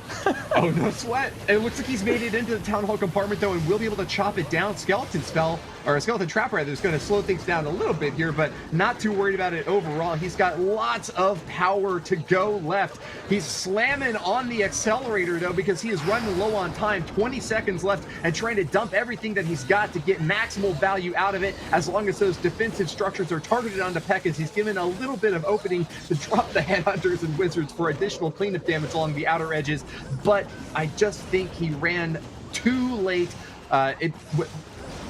Was it a late startup here, or did he just wind up losing too many troops to these defenses in the mid game, Judo? I think he deployed the log launcher too late. His P.E.K.K.A. kind of got stuck up on the walls a little bit, and I think they actually ended up busting through one of the wall compartments prior to the log launcher opening it up, but I'd have to rewatch in order to see that exactly. However, the pathing of them just going across to the left really didn't help him. You've seen the importance of the healers keeping the P.E.K.K.A. alive for the extra percentage, because the Town Hall poison really deals a lot of damage and would have wiped the P.E.K.K.A. out if the healers weren't there. Well, a grim visage across Fabian's face. He's a tough competitor, but he's coming up 8% short relative to the initial performance by Rest. It's all going to be about those 3 stars, though, and let's see if Kingpin can be the one to knock them down next. We've got that old reliable Queen Charge Dragon Rider strat, the next attack here, moving in hot with Battle Blimp to pull the CC out and get some nice damage on the interior, knocking down the enemy queen while he's at it there, Judo. Very nice value with the Yeti Blimp. The healers are actually taking a bit of damage, though, from the air defense. He did deploy one of them to test it out, and the queen is going to use the ability. Oh my goodness. So he just didn't know what to do with the air defense, decides to send the rocket balloons in, and now sends the healers. But a big problem, because he's only got 4 healers. He basically wasted one, and he's lost the queen ability. I wonder if that was some sort of panic drop, or if he had expected it to go down earlier and just wound up not having the firepower necessary. Either way, though, not a fantastic start for Kingpin, despite a good base read there and a big chunk out of that central compartment. He's taken some time now as he tries to set up for the remainder of this Dragon Rider strike, but very rarely do we see a 3-star that starts after that minute 30 mark with a long queen charge to start. Yeah, the thing that is kind of helping him out is he did get so much value out of the Yeti Smash, but you seen there, that is the problem once you've burnt the Queen ability. If you try and take any risks with the Rage spell, you put it in too late, it could be a problem. He's got a Wall Breaker and a Jump Spell. Goes for the Jump Spell because the Wall Break would obviously be tricky in this area. Maybe he wants to charge the king into the eagle compartment, or no, across to the other side actually. He's got to the middle. Yesterday. Oh my god, he finally gets them down with 1:10, expecting them to just work wonders in a counterclockwise rotation around this base. He's activated the enemy Eagle Artillery, which is just going to start pounding away at him. Looks like he's doing his best with the Queen to try to break through and get that down. Fires off a free spell to keep her healthy as the King is starting to pummel away at her. But the Dragon Riders are now facing off a single target Inferno, burning up and trying its best to finish them off. Nice protection from the Eternal Tome as they make their way toward the Town Hall, Judo. Oh, they do get to that town hall. Again, it's a bit of a scary moment because he didn't have any backup plan. And as healthy as the Dragon Riders are, just watch them inside that poison. They are going down fast and they are history.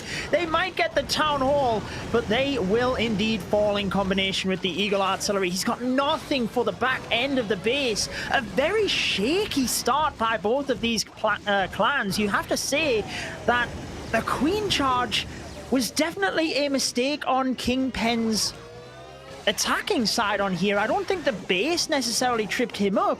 I think he just got a little bit muddled in terms of the Queen charge with the pressure and just didn't quite adapt quick enough.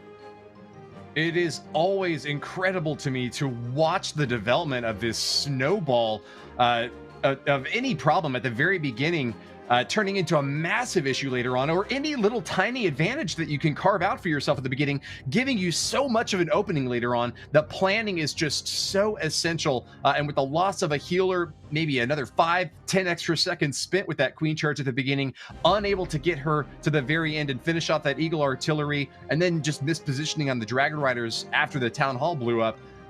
A few different little tiny things wind up turning a potential 3-star strike into another 2-star, yet to see the triple in this elimination round. Well, we have Viking looking to get the first 3-star of this war. He is very proficient with the Queen charge and indeed this strategy. 2 out of the 3 attacks have been 3-stars, and he did get in 98% with this as well. He does not build bases, but what he said is he actually just tells his clan exactly if the bases are susceptible to a Queen charge, because that is what he loves to do. And you can see he's already got the funneling for his Queen to dive straight into the Eagle. Notice that air defense though, picking off healers, so he's had to put a couple of balloons in. He's lost 1 healer, about to lose a second, and there we go. Losing 2 healers early on is definitely not what you want to see. Brutal double loss for this Queen charge strike, and it's looking like it might shape up the same way as our previous attack, but you are certainly right that he knows how to defend against those QC Lalo and Dragon Rider hits, but can he get it off with the same effectiveness? We also asked him what he would do if he won this round and went on to the World Championship, but he demurred. He said he didn't want to sell the skin from the bear before killing it, so was going to try to just let his actions speak for him on the battlefield. He's now a minute into this attack and is jumping the Queen with all of his might, trying to get her into that central compartment and take down that multi-target Inferno. He's gutted a big portion of this base out, and I think the stage 1 is looking great, but can he follow it up with equal damage and ferocity in stage 2? He certainly is proficient with that Queen charge. He might have lost 2 healers, but it does not matter. He has got the Queen right into the middle with the Barbarian King on the right-hand side. Not quite going to get the Town Hall with the King, but I don't think he intended for the Barbarian King to even get that far, because the Battle Blimp moves through, Royal Champion took down the bottom, and as long as this Town Hall falls, I don't see a lot stopping this attack. The Queen is actually only just going to go down, but I'm keeping my eye on the Town Hall. It does indeed fall, and he can now use all of the spells on the Dragon Riders to finish off. Got a fortunate pull of a Seeking Air Mine as well when that Battle Blimp was protected by the Grand Warden's Eternal Tome. So just another little tick mark that he can put against this base, not having to fear another big drop of a Dragon Rider. It's just cleanup time now as the last defense is going down, and the Dragon Riders will start to target onto the gold storages. He's got plenty of time to finish it off, and we are finally about to see our first 3-star of this elimination round match. Carnage Gaming pull ahead, Judo. Viking is the main man right now. His team will be celebrating so much. That definitely gives them a huge advantage here, especially because we have seen such shaky attacks from GH Rest in the first 2 battles. Is that going to continue now that the pressure is added onto them, or are they going to be able to step it up to spin things around here? Well, pour him a flagon because he has earned his place in Valhalla. Congratulations to Viking with the pickup. It's going to be up to GHRS now to try to get the turnaround and find some way to turn that lack of a 3-star from their 2 key attackers to begin with into an opportunity to pick up the win. As you see here now, Bombador had an 85.7% hit rate in the monthly pre-qualifier, one of the top ranked players. And we heard from him yesterday about all the hard work that he's been doing to prepare for this event, being able to pick up triples earlier on in the matches, but it might all be for naught if his team winds up being eliminated here. This is the last match that you have to win in order to ticket your way through this event and get a chance to compete for that $1 million prize pool at the end of the year. Bombador knows the stakes, and he is up to the challenge. He was certainly happy with their performance yesterday. He has managed to get 2 3-stars out of his 3 this weekend, and both of those attacks was with the Dragon Riders. Certainly it is an attack we are seeing quite often, and this is a method we have seen as well, blimping the Town Hall so that you can actually just start your attack at the opposite side. You've seen how devastating the Town Hall was to the Dragon Riders, so you do not want to fly them into the Town Hall. Notice the invisibility for the RC at the top, Woody, but it doesn't look like he's going to get that multi. It remains standing, and he really wanted that down. That's why he committed the spell. A tricky position now for Bombador. Made a big commitment with sending in that battle blimp for the Town Hall, and another big commitment, as you mentioned, with the Royal Champion on that multi-target Inferno.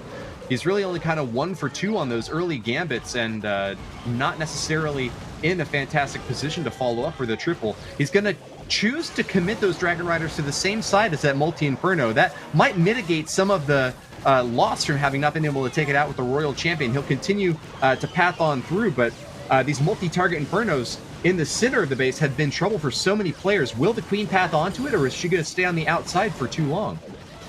I think he wants her to stay down the bottom of the base and target to that air defense, actually, because the Dragon Riders have a pretty easy path down there. But the issue is the most northern air defense is just picking the Dragon Riders off 1 by 1 here. And the Tornado Trap pulls them away from the central multi. So nothing going right. It's just going from bad to worse. He has to try and use the freeze to do anything. Freeze the scatter shot, take a little bit of damage off, but it is a very low percentage attack here, and it's going to drag their average way down in comparison to Carnage Gaming, who, remember, are not just a star in the lead.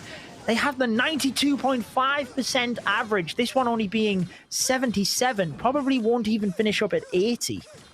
Surprise on his face and the disappointment dripping down as he realizes that this is going to be a mid-70s finish here. Could have really come close to being the triple. You look at the base and there's not very many defenses left, but just an unfortunate pathing with that Tornado Trap triggering up on the top corner, denying him access to that air defense and even more splash damage than he could handle with that multi-target Inferno not going down. A valiant effort from Bombador, with a 2-star 78% Dragon Riders. I wonder if the pros are going to start turning away from the Dragon Riders. It was by far the most popular attack strategy that we saw yesterday, but with a hit rate that's still kind of struggling to get into the 70%. It's not necessarily the strongest overall, and it seems like the base builders have really adapted well to prevent it from getting the triples today.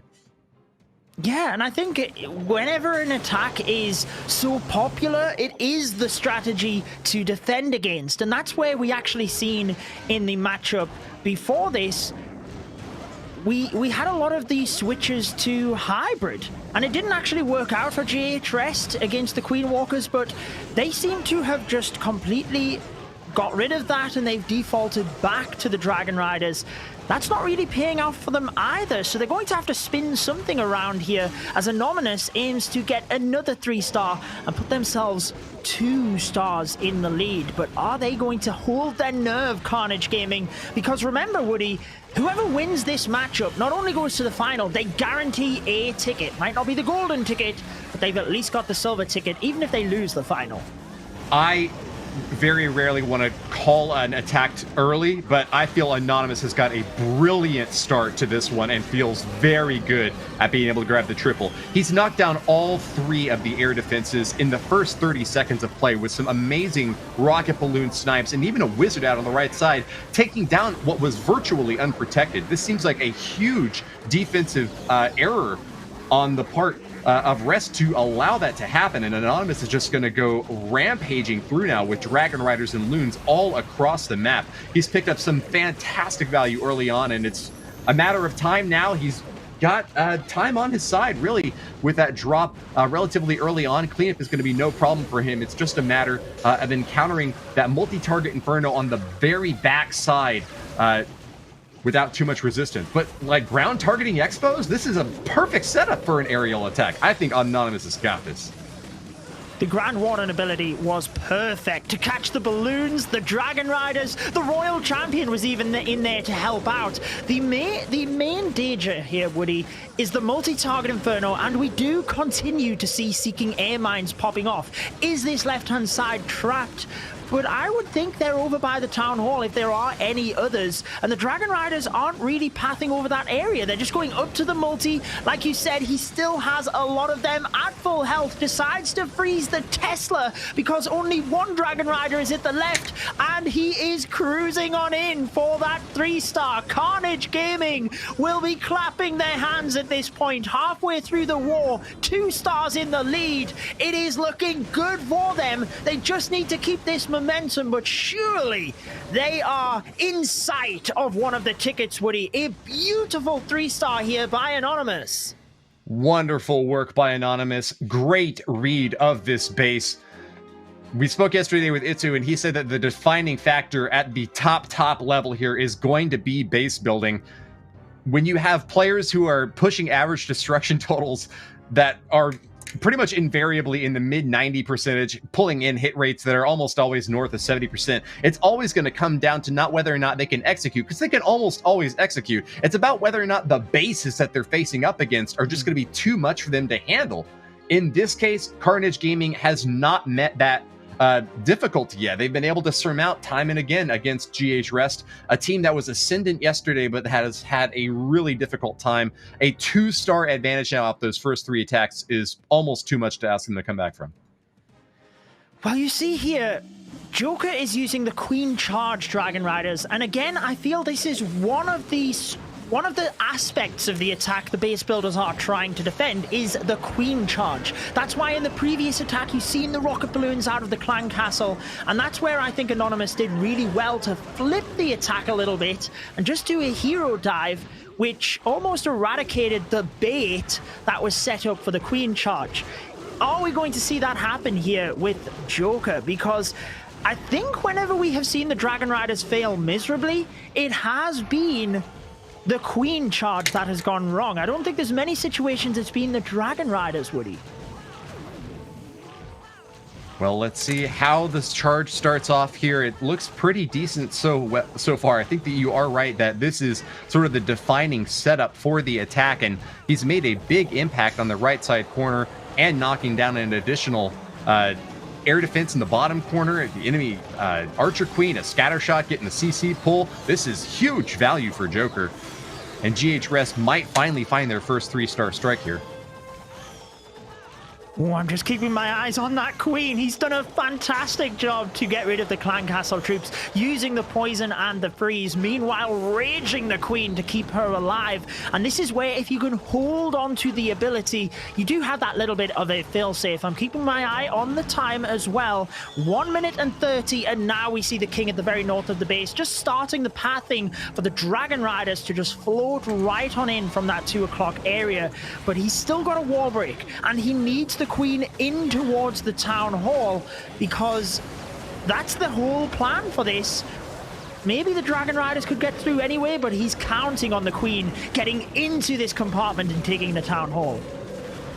A deep spread on this attack, and that is exactly what you want to see from a high-level player, able to figure out what points are most vulnerable, take advantage of it with as little resources as necessary. The queen charge along the bottom side really cruising along and getting some fantastic shots off, but keep your eye on the top, because that is where the action is happening. Unfortunately for Joker, a lot of these Dragon Riders just getting burnt up to a crisp, running into traps and facing off against an insurmountable amount of damage. Turns out he does take down the town hall, but it's not going to be the Dragon Riders that claim victory here today. It will be the queen, if anything. Can he still get this? Oh, it's going to be so close, and I think the single's going to lock to the queen. It does! Oh, if the Barbarian King was a second earlier, it would have tanked for the queen. She could have reached over the wall and got the single target Inferno. He's got a couple of minions, though. Onto the clan castle. They are going to... Oh, I think he's still going to get it, Woody. I don't know. The minions have to finish off the CC. Can he get the clan castle? The Barbarian King can't get to the CC. The wall's in the way, and the minions don't have enough time. They're spitting their little hearts out, trying to get every little drop of dark elixir onto the clan castle, but it holds strong. The walls, a bastion against every single foe. The minions up top are knocked down by that last remaining builder hut, and that just is barely enough to deny them the DPS necessary for that check to come through. Joker misses the chance at a 3-star, and with it, it seems like all hope is gone for rest. Carbon can feel a little bit better. I really thought he was going to get that one as well. Coming down to the end of it, another 99% time fail. Heartbreak for these players, because especially in this situation, Carnage Gaming now are just looking so strong, with GHRS only having 1 attack remaining and technically being 2 stars behind. As long as Carnage Gaming continue to just 2-star in these final 2 attacks, they've won the war, Woody. That's all they need to do. Comfortable 2-star attacks. Well, they aren't going to get comfortable just yet. I'm sure that they do want to claim that ticket, but any chance to get a 3 and send a message to the Queen Walkers up top, they are ready to take. An early drop on that Town Hall finds its connection, and the 1st star is claimed as these balloons spanning out all over the place with Inferno Dragons and even a couple of Valkyries mixed in there for good measure. This is not a standard attack by any means. It's one of the variants now on this kind of new take, with Dragon Riders pairing up with the Inferno Dragons. Judo? It's just such a quick attack, isn't it, Woody? I mean, we're only 1 minute in, and sometimes this is a situation where we'd only be 10-15% destroyed in terms of a queen charge and setting it up, whereas we have pushed into the middle. Really, he needs a little bit more out of this core, though. He's still got the queen ability, the royal champion yet to be deployed, a freeze and multiple skeletons to distract the single target Inferno, so he can still, he's still got the, as long as he gets the multi in the middle, which he does, Woody, he just needs to use the spells to keep the royal champion tanked here, as the Barbarian King is attacking the skeletons, and you can see the royal champion so far getting through that area unscathed. Well, hey, you might be right after all. Diz knows that he only needs to get 2 more 2-stars for his team, and they will advance on. Maybe his brain is already thinking about the next match.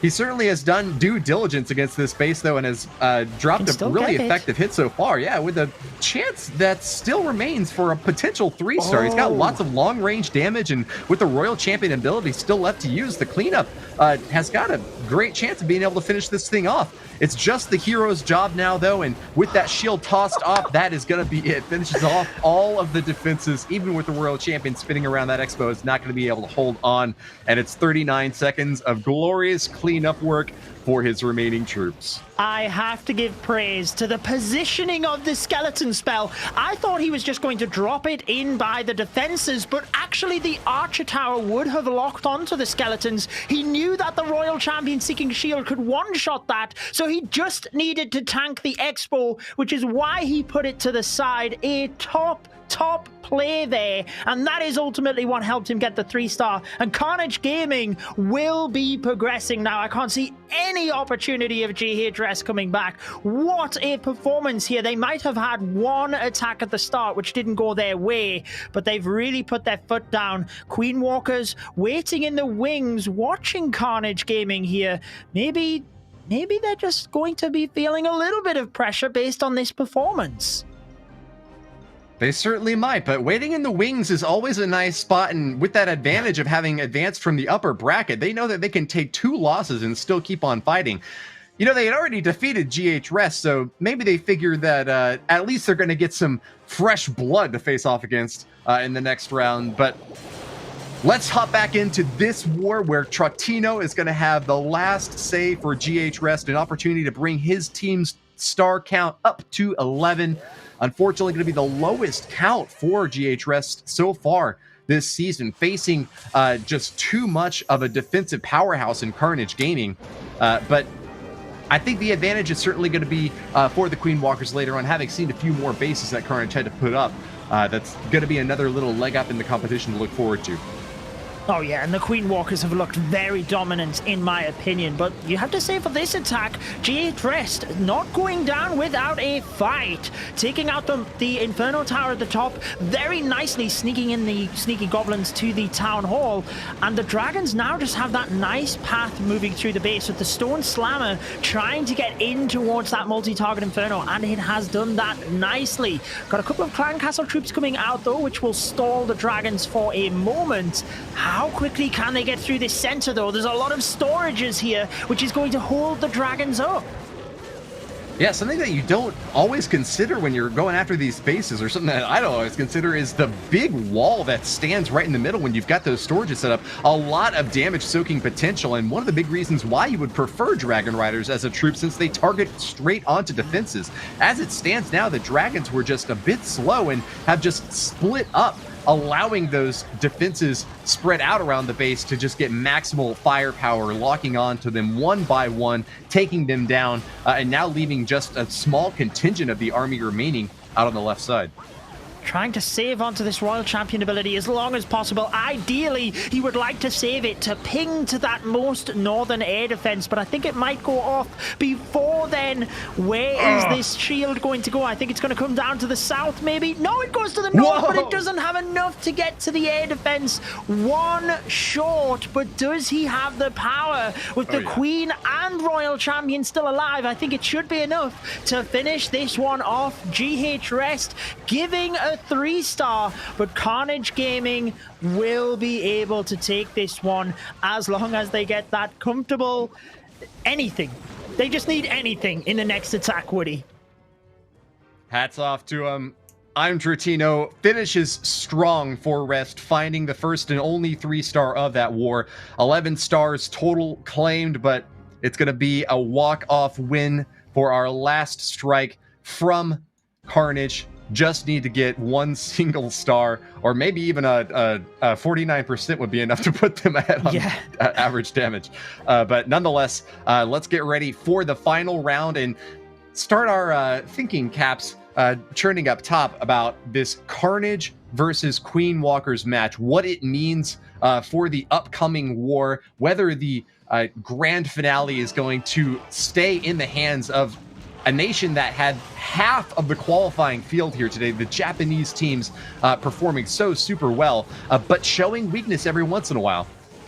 Queen Walkers, as a previously Worlds qualified team that got second place on the world stage, it's going to be a mighty foe for Carnage Gaming to face. Hugo Stiglitz has been up on that stage before, though, in the previous year as an MCES competitor, so certainly one of the best in the world, changing his allegiance from MCES to Carnage Gaming now and getting to deliver the final blow in this fight. He has the experience, doesn't he, to remain calm, and I think that's one of the reasons that he tends to go last for Carnage Gaming. This is the 4th time he has used the Queen Charge Dragon Riders, 3-starred on every other occasion, and this means that getting a 14-star war, if he gets this, would give them a lot of confidence, I feel, moving into the final versus Queen Walkers. Look at the pathing he's got for the Queen to dive into the base here. Also has the King to get the Eagle Artillery and even a jump spell to assure that the Queen can get the Town Hall over here. And she might even be able to get everything alongside that. The central scatter shot as well. This is huge value if he can keep her alive. You have got perfect insight into the mind games that are surely at play here. The Queen Walkers picked up a 13-star victory over GH Rest. So if Carnage Gaming can get a 14-star victory, that really, I mean, you could put 2 and 2 together and imply there that Carnage Gaming has got better offense than the Queen Walkers, at least in these past 2 rounds of wars. Hugo Stiglitz looking to get this Queen jumped over, but she's falling awfully low, forces out the ability there to get her topped back off. The healers doing all that they can in triage work up top to finish her health bar, but with her finally getting topped off, it's going to be even more invisibility spells to protect them from that menacing scatter shot. Stone Slammer sent in a little bit late because it's definitely going to get a few shots off, but fortunately targeting onto the Queen will leave those healers safe.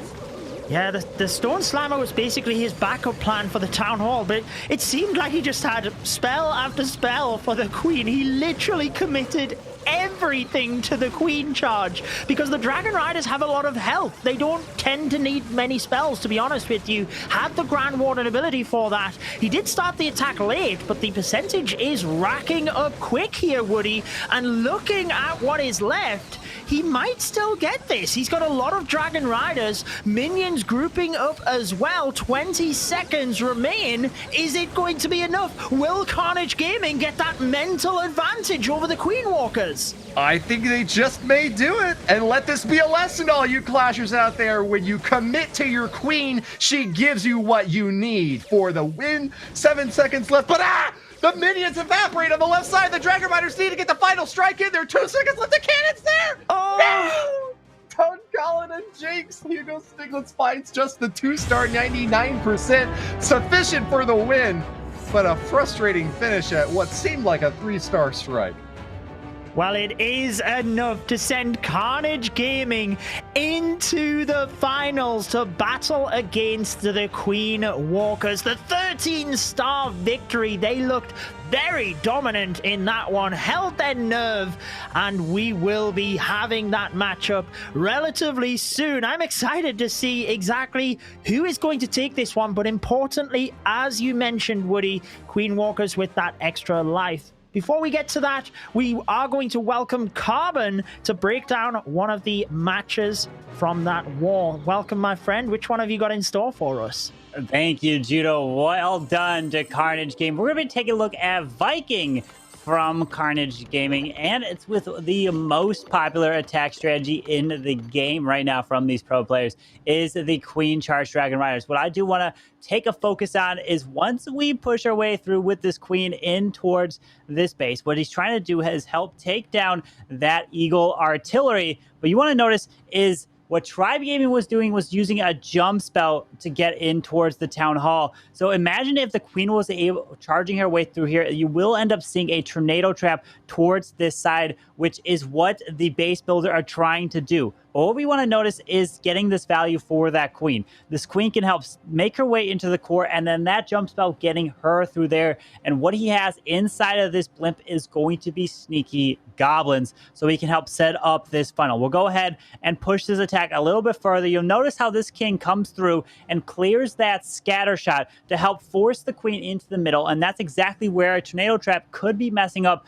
a Queen charge. So once the Royal Champion gets the value of this multi-target Inferno, what is it going to be able to do? Set up the funnel for the Dragon Riders through the base, and then you need to focus on that Warden ability for the Blimp in towards the base. And as long as the Blimp can make it for the Town Hall. The Sneaky Goblins can help secure it and push these Dragon Riders around and get that value. So beautiful job from Viking of Carnage Gaming, and now they will be advancing to take Queen Walkers on in the grand finals. Cannot wait for that. And that means with that triple and that win, no matter what, they're going to secure that silver ticket, Judo. They absolutely are, and they were incredible at pushing off GH Rest there. They got numerous defenses, so why don't we take a closer look at one of those bases, and we can see exactly where all of the traps were, Carbon. This is one of my favorite bits now.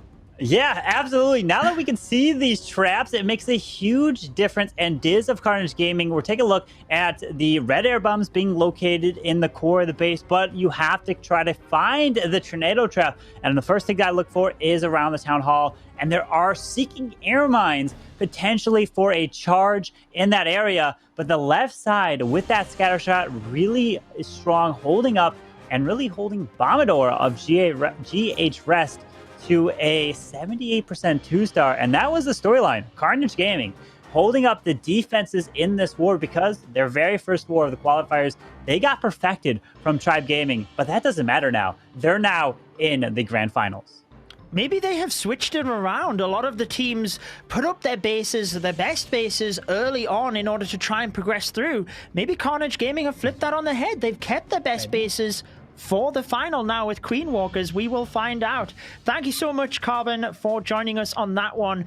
But Woody, I think we need to ask the community who they think is now going to win and get the golden ticket, since we know the two teams.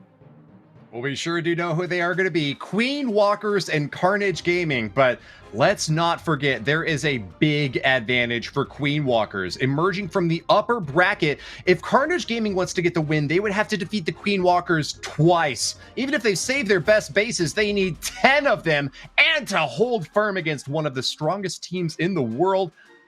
It's a tall order, but Carnage Gaming has finished with 3 wins in a row now through the lower bracket, and it's going to give it their all. Yeah, and I just want to reiterate, their one loss was 14 stars versus Tribe Gaming and a 99% total destruction. Think about that. In the upper bracket, they only lost by that one little percentage point. And when they got to the elimination bracket, I would argue that it's more difficult because you have that added pressure. If you lose, you are going home. And they have continued to beat team after team. They have not disappointed. And actually, they've been holding off the teams well. That's one thing I think GH Rest struggled with, was the bases. But Carnage Gaming actually held the other teams down. Only 11 stars scored against them from Unicorns of Love. Only 12 stars scored against them from Aphelion. And now you see, again, GH Rest struggling to get the 3 stars, Woody. You make a compelling case, but remember, Tribe got a perfect war against them. I can see that there's definitely some great things to be said about Carnage Gaming having at least earned a silver ticket here. They are definitely a rising clan in the world scene. But Queen Walkers are a very strong contender from many years back, pulling on so much combined experience that to go up against such a Goliath is really a tall task. Make sure to use the hashtag QW or hashtag CG in chat or on social media, and we'll collect all your responses and make sure to share with you the results of the community vote, who you think is going to win. Absolutely. I have a feeling I know which way the community might be voting on that one, but be sure to put your hashtags in the chat. We do have a little video from one of the pros in order to share some insight with you now, though.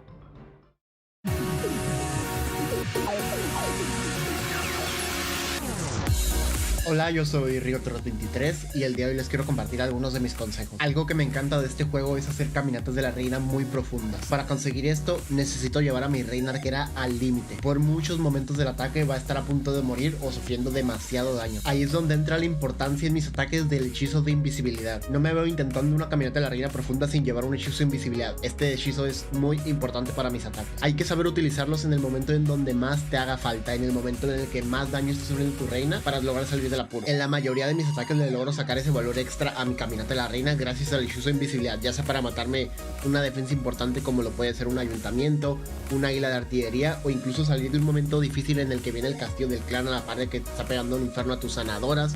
Momentos así de importantes en donde necesitas que tu reina sea inmune a todo el daño para poder eliminarse eso que tú deseas. Algo también muy importante en una caminata viene siendo el apoyar muy bien con tu rey y con tu luchadora. En algunos casos, para que tu caminata llegue muy profunda, necesitas que tu luchadora se elimine defensas importantes, ya sea una águila de artillería, alguna ballesta o alguna catapulta, o tal vez hasta un antiaéreo. Y para conseguir eso, para aligerar el daño que pueda llegar a sufrir tu reina, pues también el hechizo de invisibilidad puede entrar en juego en utilizarlo con tu luchadora. Así que no lo pienses dos veces. Si necesitas tirar una invisibilidad en tu luchadora porque es muy importante que se elimine una defensa para que tu caminata llegue lo más lejos posible, no dudes, utiliza esa invisibilidad. Y ya por último, tener mucho cuidado con los antihéroes, porque es que el perder una o hasta dos sanadoras puede ser letal para una caminata. Así que si necesitas gastar una invisibilidad para ganar un poco más de tiempo antes de que tu reina llegue al antiaéreo y así salvarle la vida a una de tus sanadoras, tampoco dudes, utiliza esa invisibilidad. Y estos han sido mis consejos, espero les sirvan y hasta pronto.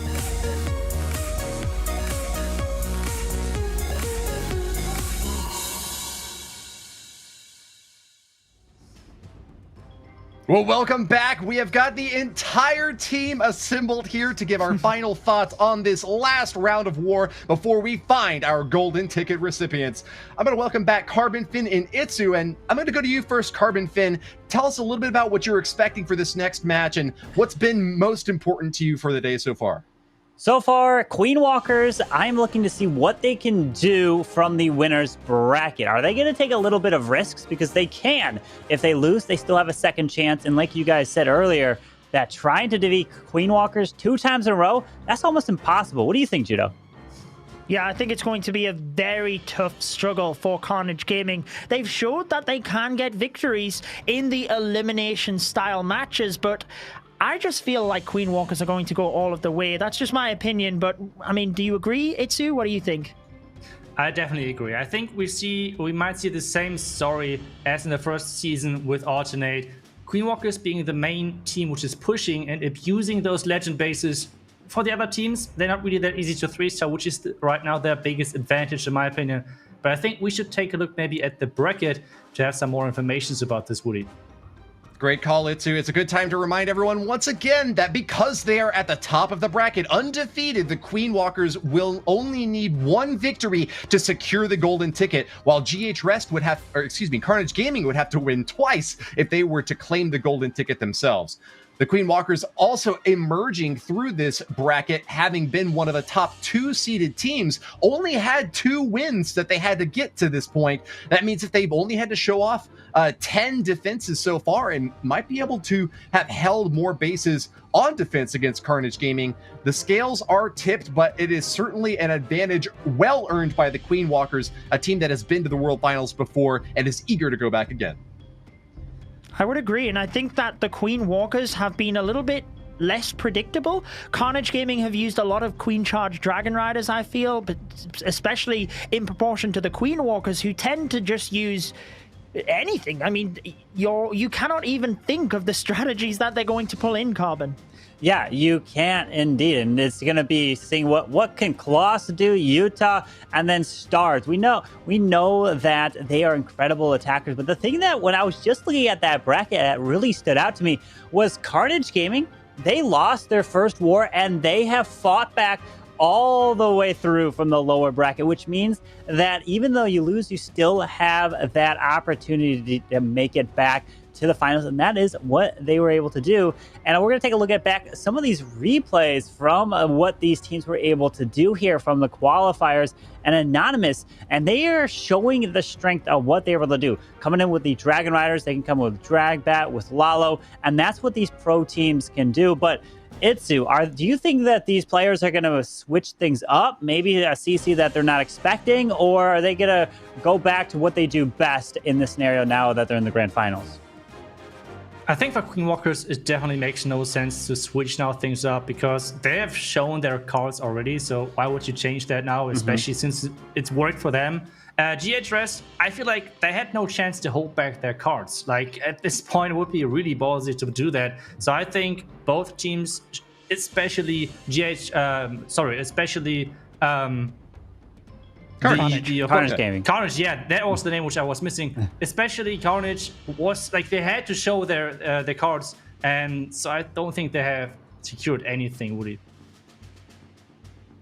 Well, we're going to be prepping for this upcoming match. These teams are going to be going head-to-head, but only one can get the golden ticket and go toward the World Finals where we've got that $1 million prize pool. Thanks very much to Carbon, Finn, and Itsu. But maybe just before you leave out, one real quick answer. Who do you think is going to win, Carbon, Finn? Which team? I think Queen Walkers. Itsu? Same for me, Queen Walkers. All right. Well, let's get into the predictions between the two of us, Judo. We're going to resolve this war very shortly, but you've already heard the answers from the other two casters. Who do you think is going to win this war? Yeah, I mentioned before, I think that the Queen Walkers are going to take this one. I think that they've just been so dominant. I might have doubted them a little bit against Tribe Gaming yesterday, but they've really shown their class. I could not predict anybody else. I'll certainly agree with you there. We're going to make it 4 for 4. I'd love to make it interesting, but really the Queen Walkers have got such a tremendous advantage from the upper bracket. Their experience from previous Worlds rounds, having only had to play 2 wars and winning them both very decisively, I think that the Queen Walkers are the team to beat. Well, so let's see what the community think, Woody, because we asked for the predictions. 84% agreeing with us. So Carnage Gaming, the definite underdogs in this one, but they've shown themselves. They've shown how good they are. Definitely could get it done, but the community, 84%. That is quite a landslide in terms of votes. Hey, if you're the coach for Carnage Gaming, you just tell everyone to turn off social media, end all distractions, focus entirely on the war that's coming for you, because that seems to be what has worked for them in the lower bracket, picking up win after win after win. This is certainly not over, and we have seen teams at the top surprise time and again. So certainly tilted toward the Queen Walkers, but I always love an underdog match, a chance for Carnage Gaming to write the story of the year if they pick up the victory here. Well, here we go. They are ready, Woody. Carnage Gaming, you can see the lineup, the hit rates from the pre-qualifier. They've made it through into this stage. They're going up against the almighty Queen Walkers. The lineup exactly the same from last year, where they took 2nd place in the grand finals. But can they get the golden ticket this year? They need to get into the grand finals first, Woody. A stellar parade of 3-star strikers from the Queen Walkers, Worlds finalists. They are eager to go back up against their former rivals, Alternate Attacks, widely considered to be the front runners before things got underway this season. They are finally at that top post in the grand finals. Fabian will be starting things off, though, for Carnage Gaming. The right to get this underway will be taken with an interesting Warden walk to start for this P.E.K.K.A. Smash strat. Yeah, he tends to use the P.E.K.K.A. Smash on every single one of his attacks, and he starts out for Carnage Gaming as well. He only did get the 1 3-star in their first matchup. Since then, he's actually struggled a lot with this attack, and it is not what he would need against the Queen Walkers in the final of this qualifier. Look at the Earthquake there. Activates the Battle Builder huts, but actually will loosen up the hit points on all of the buildings. And since the Grand Warden is quite slow, it's just going to speed him up a little bit, Woody. I'm also noticing the Rage spell drop for the Grand Warden.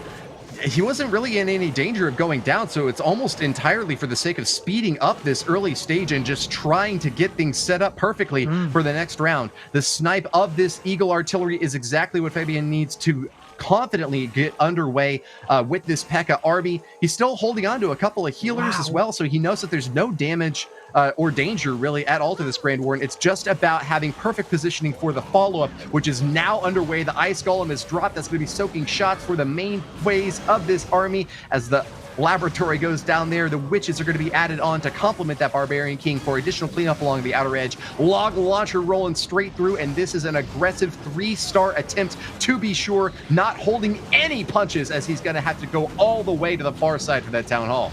He's giving it what he can. I don't think I have ever seen a Grand Warden walk as long as that, 1 minute and 20, but obviously felt he had the value, but more importantly, the pathing for the smash. Notice how the king has taken down the left-hand side with the log launcher opening up everything. There is nowhere for the P.E.K.K.A to go, but into that town hall area. He has the jump spell for the back end of the base, but can he have them dodge the poison from the town hall, Woody? That is the main question right now, as we see the royal champion also sneaking in from the left-hand side. Only 40 seconds and 40% left to gain. A terrifying CC to watch come out. The ice golems, the big, bulky, slowing monsters, shutting down this attack. They aren't able to get any kills off on these attackers, but it's going to be the time in the end that is going to be the last villain that Fabian has to face off against. 15 seconds now as he's jumping over every wall he can find, firing off at anything in sight, but holding on to another free spell he had. He's just wishing that he could have had another few seconds to get this thing done. Spreading out his damage as best he can, he finds a 2-star 96% end for his first strike against the Queen Walkers. So close for him. The Grand Warden walk, despite committing multiple rage spells, did end up costing him. You've always got to be careful on time. I think that was a fantastic plan. The base was crushed, but at the end of the day, you only get 3 minutes, so it's not what Carnage Gaming needed. Queen Walkers need to take advantage of this, though. They did have a couple of lower percentage attacks in their last war, so they are going to have to make sure they get the 3 stars, because 96% is pretty high, Woody. It certainly is. It's setting a high bar, but I think that the Queen Walkers are up to the task. 3-star machines. They're going to be coming in with somewhat of a similar ground-based P.E.K.K.A smash strategy, but a little bit on the bulkier side, choosing to bring in a golem this time and supplementing with an array of troops here. A headhunter to try to help things out. He's going to be busting in with a super wall breaker. As we've mentioned before, the Queen Walkers are well known for bringing a vast army, lots of different spells, lots of different troops, and just finding the perfect positioning and usage for each one of them to maximize their chance at the win. But a Warden walk, just the same as the last hit, slow to start. Yeah, and the Queen Walkers advancing through the upper bracket have actually played half of the matches that Carnage Gaming have. They've only played 2 matches, this being their 3rd, and Carnage Gaming have had 4 matches prior to this. Stadra did use this attack in those 2 matches, though, and he crushed the base convincingly with those. Now you see the Grand Warden getting the multi-inferno, and it's just past the 1 minute mark. This is around about the time we typically see with a Warden walk, and that would have been the difference maker in that last attack. But where is the king going here, Woody? I think he wanted the king into that area with the eagle, but I could be wrong. I've only just glanced up there, but he's on the outside of the base. Oh, is on the outside, may not be an ideal situation here, but able to get some cleanup along the outer edge. He'll certainly find some value. Log launcher once again gaining in even more prominence at the pro level as Stadra takes it to the walls built up on the interior here. Going to be able to find his way straight to that town hall and claim the 2nd star here with a little bit over a minute left for additional cleanup along the outer edge. One jump spell he had been holding on to will be used to try to bridge the gap here and bring these 2 armies together. What are you making of his chances at a triple, Judo? He's lost a lot of the force through the middle, but I still think he can get this because he has a rage, he has the invisibility, the queen's ability, and some leftover troops. He's got a baby dragon, which Stadra did use successfully in that last attack. Basically, once the defenses start thinning out, you can target the ground-based defenses as he did on the left-hand side with the cannon. Forces the royal champion across to this side. 36 seconds, he has the spells, wouldn't need them at this stage, but he will probably use them anyway. That's typically what we see from the Queen Walkers. There you see, making sure the Royal Champion gets the Wizard Tower. It is the 3 stars for Stadra of the Queen Walkers, taking an early lead in this grand final, and if they win this war, they gain their golden ticket. pumps his fist and the celebration is well earned. Stadra finds a victory right off the bat and puts Queen Walkers on a stride toward victory. A long slog entry is well rewarded as the entire base is perfectly shaped up by Stadra with attack on the bottom and the Barbarian King up top to squish and chomp out the remainder of the defenses. Stadra here with his P.E.K.K.A. Smash army showing just what you can do when the Warden Walk goes right with that sort of attack. Absolutely, but we see Diz using the Inferno Dragons and the Dragon Riders. We've kind of seen this a little bit across this weekend, but I don't think I've seen him use it. He used the Hydra and the Dragon Riders, but not the Inferno Dragons yet. So I wonder what he sees in this base, and I believe the Queen Walkers used this base yesterday. Trying to think about the team that it was. I guess it was GH Rest? No. I can't remember who they went up against, actually. Maybe it was Tribe they used this base against. But anyway, it definitely wasn't attacked with this. He's already taken down the Town Hall, and the Inferno Dragons pushing in from the right-hand side. Yeah, if you thought that the air attacking metagame was stable before this weekend, you have certainly got a new thing coming, because there are all sorts of different combinations being mixed together. Balloons, Inferno Dragons, and Dragon Rider, a heavier based comp this time that does favor attacking enemy defensive structures, but will be able to burn up with mighty DPS gains whenever the defenses aren't able to attack onto those Inferno Dragons. Unfortunately, though, for Diz, this just looks to be like a dizzying feat to continue past the midpoint here. He's lost so many of his troops. He's really just relying on the heroes for 30% of the base left, and that's a gigantic compartment to have to crack into in the left corner. Enemy Archer Queen firing along with a Barbarian King to bolster her defense. This is going to be a tough nut to crack, Judo. He's still got abilities and the odd spell. It could happen, but I'm just so surprised he used the dragons or any form of dragons, because it was against Tribe Gaming that we seen this base, and it was a dragon attack. I think it might have been Knowledge, but he attacked from the left-hand side. Dragons really fell short.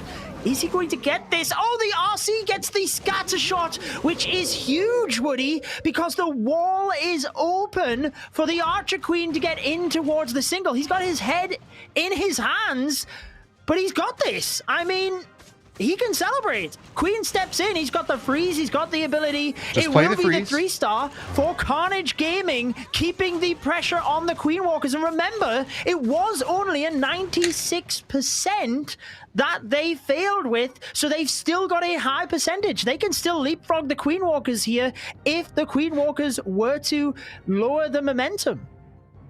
Yeah, it looked like he was a bit concerned about the end there, clasping his hands together and just showing relief at the end. But I'm pretty sure if we took a look back at that attack, despite having not too many troops at the end, it was a pretty convincing victory when all was said and done. This man might be a doctor, because he smacked that base like a birthday baby's bottom. Excellent 3-star and a chance to make a comeback here now for Carnage Gaming, having missed that triple right off the bat. If there's anything short of a 3-star return fire from the Queen Walkers, it's an opportunity now for Carnage Gaming to turn this thing around. Oh, it's Gaku with the Queen Charge Dragon Riders. He did only get the 78% when he lost his Queen in the matchup earlier on today. Let's see what is inside that Clan Castle. Carnage surely using the rocket balloons here to try and trip them up. As the balloon drifts in, I'm keeping my eye on that Clan Castle, and it looks like it's a Lava Hound actually, so fairly safe here for Gaku to be able to take that down and continue the charge.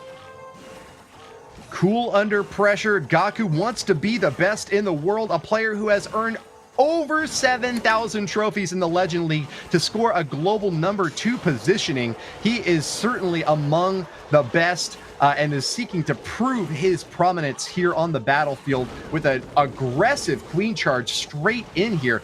Not since the likes of Bernal have I seen Queens go so deep early on and find great value. So I know Gaku is learning from the best, but he's also teaching me a few lessons while he's at it. Yeah, he certainly is a top player, and I think this is where the Queen Walkers have that advantage. They are so unpredictable. What do Carnage Gaming start to think about putting in the Clan Castle? Because, I mean, what are you going to try and defend? So no matter what they put in there, they never know what the Queen Walkers are going to do. I do feel he wanted his Queen in towards that multi-target Inferno in the center, though. Difficult wall break. It went off to the side, but either way, if not, the Queen's pretty safe. She will move around to that scatter shot, take that down, and he should still be pretty good for the Dragon Riders because he has the Stone Slammer. He can drift in from the bottom left in order to keep the Dragon Riders through the middle to the multi-infernos. There's only a minute left, but other than time, this looks very good, Woody. Yeah, that Queen is like a secret agent, infiltrates the enemy base, wipes it out, extraction and re-entry to another compartment along the outer edge, finding high-value targets every single time. We've called it before. Whenever the attack goes well, it's almost always because the Queen is still alive at the end, having obliterated major sections of the base. That is what makes the Queen charge so iconic within every different attack composition. If you've got a good Queen Charge opportunity, you almost always want to take it. Gaku took it here, and he is well rewarded for it. A second triple for the Queen Walkers, just as long as the cleanup goes according to plan. As long as these minions don't find an air bomb or something other awkward on the top side, I think they'll be able to get everything done. I have to say, I think the Queen Walkers are my favorite team to just watch the cam. I was watching Gaku for majority of the last minute of that attack. It's just fantastic to see them. And the class that they have, the 3 stars, keeping their perfect streak going. They are certainly not looking back here. And I have to say, look at when the Dragon Riders came in, around about 1:15, he still had a bunch of time left on the clock. That is how much value he got from the Queen. The Dragon Riders literally smashed the rest of the base. Look, there's burning a base, and then there's turning a base into the past tense. Gaku really stepped all over it, and I don't think that we'll be seeing that one again. Just such a dramatic victory with quite a bit of time left and so many troops on the battlefield. Victory for him here might just be the next biggest step for the Queen Walkers toward their victory. But let's see if Viking has got anything to say about it. Having picked up an impressive win of his own in the lower bracket, maybe even being responsible for the pickup win over GH Rest, Viking was one of the 3-star strikers who really came to prominence. And because he's running a bit more of an old school strat here, the La Lune, maybe we get a chance to see if older attacks can still hold water in a Dragon Rider meta. Yeah, interesting to pick this. Maybe he just felt like the base was trying to defend something else, but he is going in with the Queen Charge, which really does question that theory. But anyways, he has been very prominent, as you said, Viking, getting the 3 stars last war, and he's only missed 1 this entire weekend, which was a 98%. Queen Charge is going pretty smoothly at the moment. That 1 headhunter helping to take out the Barbarian King, and if he can get the Queen through this area, he's trying to just set up the pathing for the Lalo, but I'm not sure what he's doing for that central multi-target Inferno. Well, I'll give him the benefit of the doubt and assume that he's got some sort of plan for it. He's gotten a great work on the air defenses so far. I still really only see 1 over at 9 o'clock that's going to provide any difficulty for him. But what are you picking up on, Judo? The wall break didn't make it to the core. I didn't even realize he had a wall break left. I was looking at the army composition, expecting a jump, but he had a wall break to get the Queen to the multi. It's not going to happen. There's rocket balloons coming out. He's had to freeze them. Oh, no. Queen ability is gone. He's not going to be able to get into that core, I don't think, for the multi-target Inferno. Maybe the Queen can batter through the wall in order to get there, but there is bound to be red air bombs there, wiping out the lava loon, especially with 2 scatter shots looming, so he needs the Warden ability to be absolutely perfect. Wait for it. There it is. Can they get through? Oh, they've gone the other way. Not cracking in toward the Inferno Tower. Where's that Royal Champion at? Is she going to be the saving grace? Can she make her way toward these Infernos and the scatter shot? That could be excellent double value for her if she can knock that shield off. Where's it going, though? Oh, which way is he's trying to just hold on to it? He's got the invisibility. I think he might turn the RC invisible first. Actually decides to pop the shield, try and help the balloons. Oh, the Royal Champion goes the other way, but he should still be okay here, I think. He should be able to swarm the multi. Let's keep our eyes on any red air bombs. 2 giant bombs for the RC, but is it enough? Oh my gosh. She's done it! Royal Champion takes down the Inferno Tower, and that's all she wrote. Viking gets the 3-star after all. Carnage Gaming with an impressive follow-up have a total now of 8 stars, and really just a small slip-up out the gates. They could very well still take this from the Queen Walkers. They are holding them to account, Judo Sloth. 4 percentage points is all they dropped. They are making sure that if the Queen Walkers slip up, they are hot on their heels, ready to take the lead. The Queen Walkers are still in the advantage.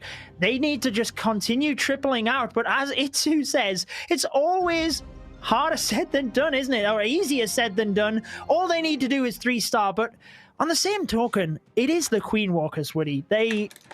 They are just so impressive. And Stars, I broke down his last attack for us.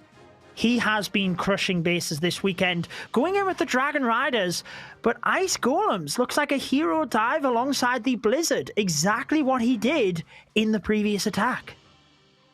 It almost seems like the least that I can say about Stars, that he was the MVP from the monthly pre-qualifier, having picked up 7 out of 7 straight 1-star strikes. The man's name is Stars, and he has certainly earned it, Judo. He also picked up a 3-star, of course, against GH Rest and Tribe Gaming. He is perfect 9 for 9 this month, and he is looking to make it 10.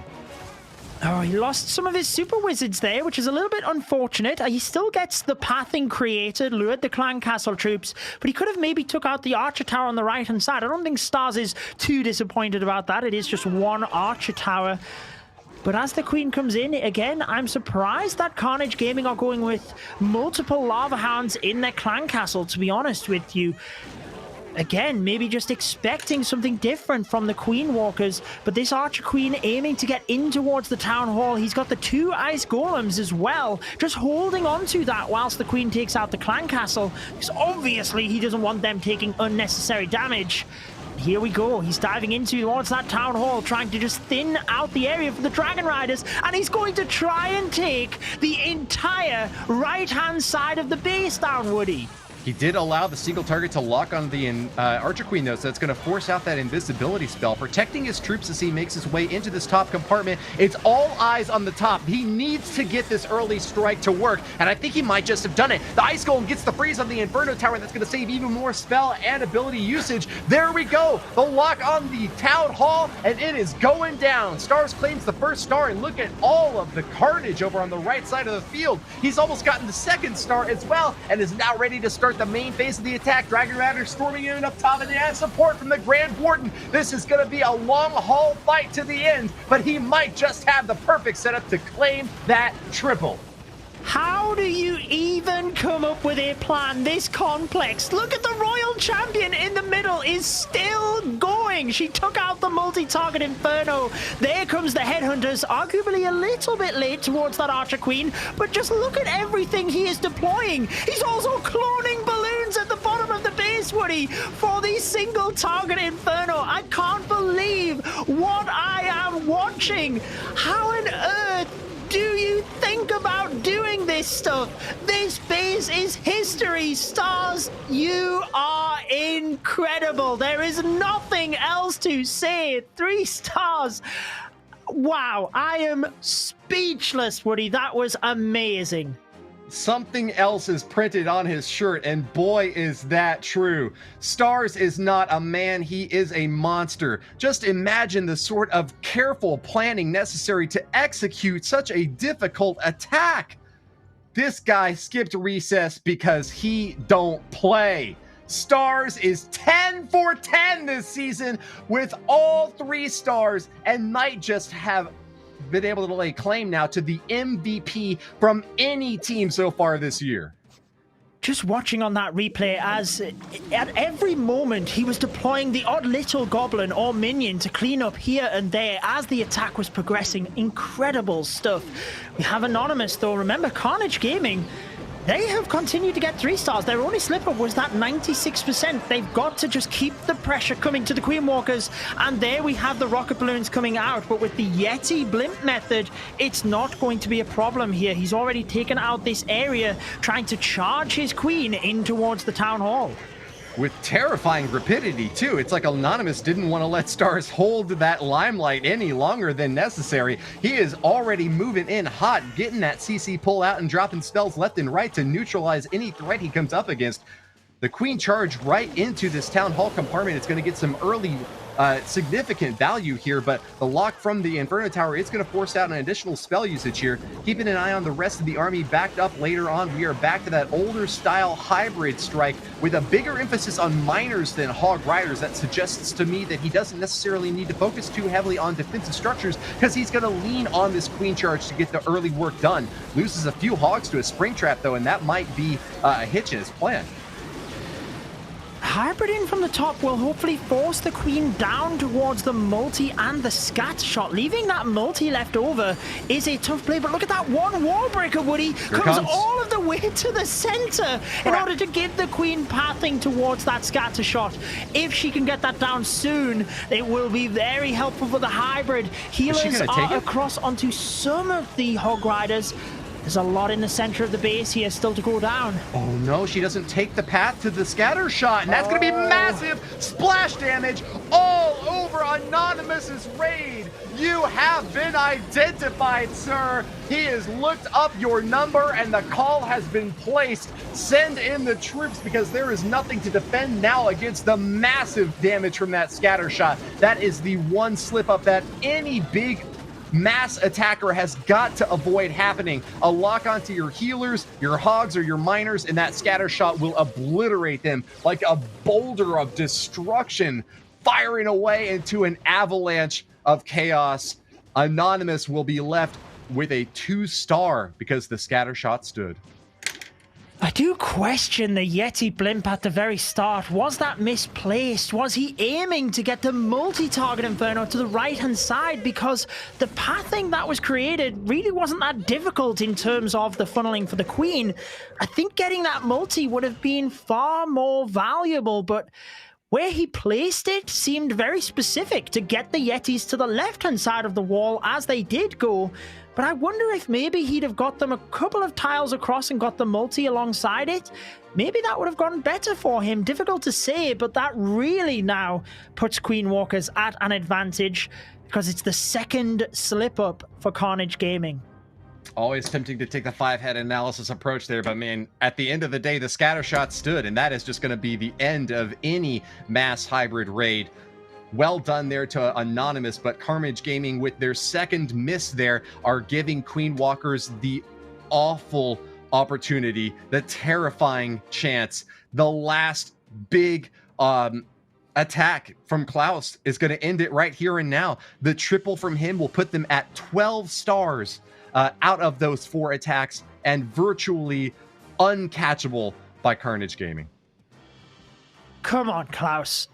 I feel he was devastated in his last attack because obviously he got the 2 stars yesterday and he wanted to turn that around. The 99%. I really hope he gets this one just for him because I could see how beaten up he was. Starting with the Battle Blimp and the Blizzard, he's managed to get the Super Wizards.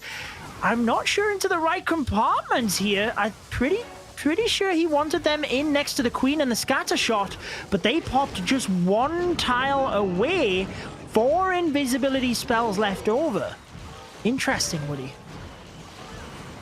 A stone cold killer to the end. If you're looking for a present from Klaus, don't expect much more than coal in your stocking. He has got so much ferocity. He only lost to the Unicorns of Love in the pre-qualifier matches, tweeted that out, then later tweeted out the victory over Tribe Gaming with just nothing else than a quizzical question mark. Like, is that the best that you can really send at us? He's about to send that same message now to Carnage Gaming as Hugo Stiglitz defenses are cracking and crumbling to this early incursion on the bottom of the map with, holy moly, it's that 3 different ice golems to insulate this attack. Yep. It certainly is. It's Klaus, Woody. Expect anything. Look at them go as they get into the middle. He's going to be able to take down the multi-target Inferno, but also the scatter shot across to the left. He's only just deploying the Royal as well, turning his heroes invisible. He's still got ice golems yet to pop. The Queen can get across to that multi-target Inferno. The Lalo pathing is shaping up lovely here. But I do wonder where he's going to send it, because the sweeper is pointing across to that right-hand side. He's jumped across to the town hall. No way is he pushing his heroes to the town hall. What is going on right now? I'm super confused as to why he popped that Archer Queen ability so early, but I think he's going to get protection from that single target Inferno thanks to the archers that stormed out of there. If he can knock that down, that's another really big step that he's able to take off this base, but unfortunately just came ever so short. Drops a late freeze spell, a bit of a yikes moment there. An opportunity to have knocked that big thing down, but at least he gets some insulation for his Laloon push. Big air defense, though, still in that right side corner, and this is just going to be too much. I was feeling hopeful when he finished off the multi-target Inferno right there in the center of the base, because that has so often been the end point for raids against Hugo Stiglitz. But nonetheless, we're going to see the first time that Carnage Gaming has successfully defended against the Queen Walkers now. Oh, that plan was incredible. Charging all of the way through. He didn't have anything left over for the town hall to haste the balloons out from the poison, but he did have to start the lava loon over there at the end of it, because, well, you don't want to get that 1-star, do you? I feel the blizzard at the start just held him up a little bit. Had to switch where he sent the lava loon in, and that hero push was incredible, but at the end of the day, it did not happen for him. That is a big slip up in terms of where the war is positioned, because Carnage Gaming could easily now take the percentage advantage if they are going to 3-star and continue putting on the pressure, because their percentage would be better. Well, it's been a tough month for Klaus, to be sure. Has not managed to get the 3-star in any of the 3 attacks so far. Blunder estimates the base that Hugo Stiglitz sets up against him and gives one little tiny sliver of hope now for Carnage Gaming. They've got an advantage on the percentage gain, so a triple here from Carnage might still be enough to get the victory. Slim as that possibility might be, Carnage Gaming have got their hopes out for their last, final, best attacker, Hugo Stiglitz, a world's vice champion. Here he goes. Well, he has got 3 stars throughout, and yeah, like we mentioned, Queen Walkers would have to 3-star in order to get it done. Utah 14 left to go. He's also defending right now, so can he take a little bit of pressure off himself by getting the defense here as the super minions were battling against the Queen? Hugo did realize the rockets were moving on into that Queen, so decided to use the rage just to preserve the ability. Always so precise with the wall breaks as they continue to charge the Queen through. He does not have a jump spell though, and he can't really... Oh, he's going to send the King into the town hall. I was going to say, he can't get the wall break to get in towards the town hall and allow the Queen access. King finds a Tesla farm down there though, Woody. That is going to slow him up in terms of getting to that town hall. He certainly was not the only attacker expected to take that thing down, though, and so even though he's met a Tesla farm, the invisibility spell now might give him even more value if he can take out a few more of those key defenses. Finishes it off, and with a rage to add on top, will he be able to get the lock and drop of this town hall? It's not happened! He's now had to send in the Royal Champion. Now, the King has taken out all of the defenses, so the Royal Champion should be able to get that town hall and start cleaning up. The issue here is that Hugo Stiglitz needs the 3-star, and he had to adapt, and basically... he's now not got the Royal Champion when he expected that with the Dragon Riders. You see the multi-target Inferno in the center taking down the healers. They are history. Queen is about to go down. It is not looking good at this stage. He has to rescue this attack now. languishing from the long range of that Inferno Tower, just burning through the healers and Archer Queen. He's running so little on offense left that it is just the final stand for Carnage Gaming. Hugo Stiglitz sends it all in, the last possible maneuver to keep his team alive. It's all or nothing, a triple or you are sent packing. The last lines of defense standing strong as the final wave of minions crashing in with just 2 more Dragon Riders. They've locked onto their targets and are trying to clean up as best they can, but 23 seconds stands between Queen Walkers and their golden ticket, Judo. Oh my gosh, Hugo Stiglitz getting caught out by the Tesla farm. You've seen how powerful he is as an attacker. This is an incredible turnaround to try and get it done. The Tornado Trap really solidifies the 2-star attack. Yuta 14 did get the defense. His base held off Hugo Stiglitz, and it was the base layout that did that. Hugo Stiglitz had to try and adapt his plan. He did a great job at doing so, but not enough after the king didn't get the town hall. And now Yuta 14 just needs the 2-star attack in order to give his team the victory. Carnage Gaming has so much to be proud of for their performance here today, and it is just the fickle fate of these massive heroes to come in with all of their might and just emerge with a 2-star 97%. It is really a make or break style of game here that we see at the Clash of Clans World Championship, where even the best can just fall away and wither with what seems like one of the greatest attacks against one of the strongest bases. Missing that 3% means defeat. As long as the Queen Walkers can get that safe 2-star, they will claim the golden ticket. Yuta 14, the Queen Charge Dragon Riders. You've seen how powerful this is. I feel it is a very comfortable 2-star strategy in itself. As long as his Queen gets enough value and enough percentage, push comes to shove, he can just send the Dragon Riders to the Town Hall. There's nothing else he would need to do, but in style, he is not going down without trying for that 3-star. Accidentally turned the RC invisible there, but the Queen very smartly takes that out. Is she going to go for the Expos here? One of them could lock onto the healers, but I don't think it will do. I think she will get those down, battle blink to the Town Hall, and it looks like that will fall. It's then only percentage he needs, Woody, to get the golden ticket for the Queen Walkers.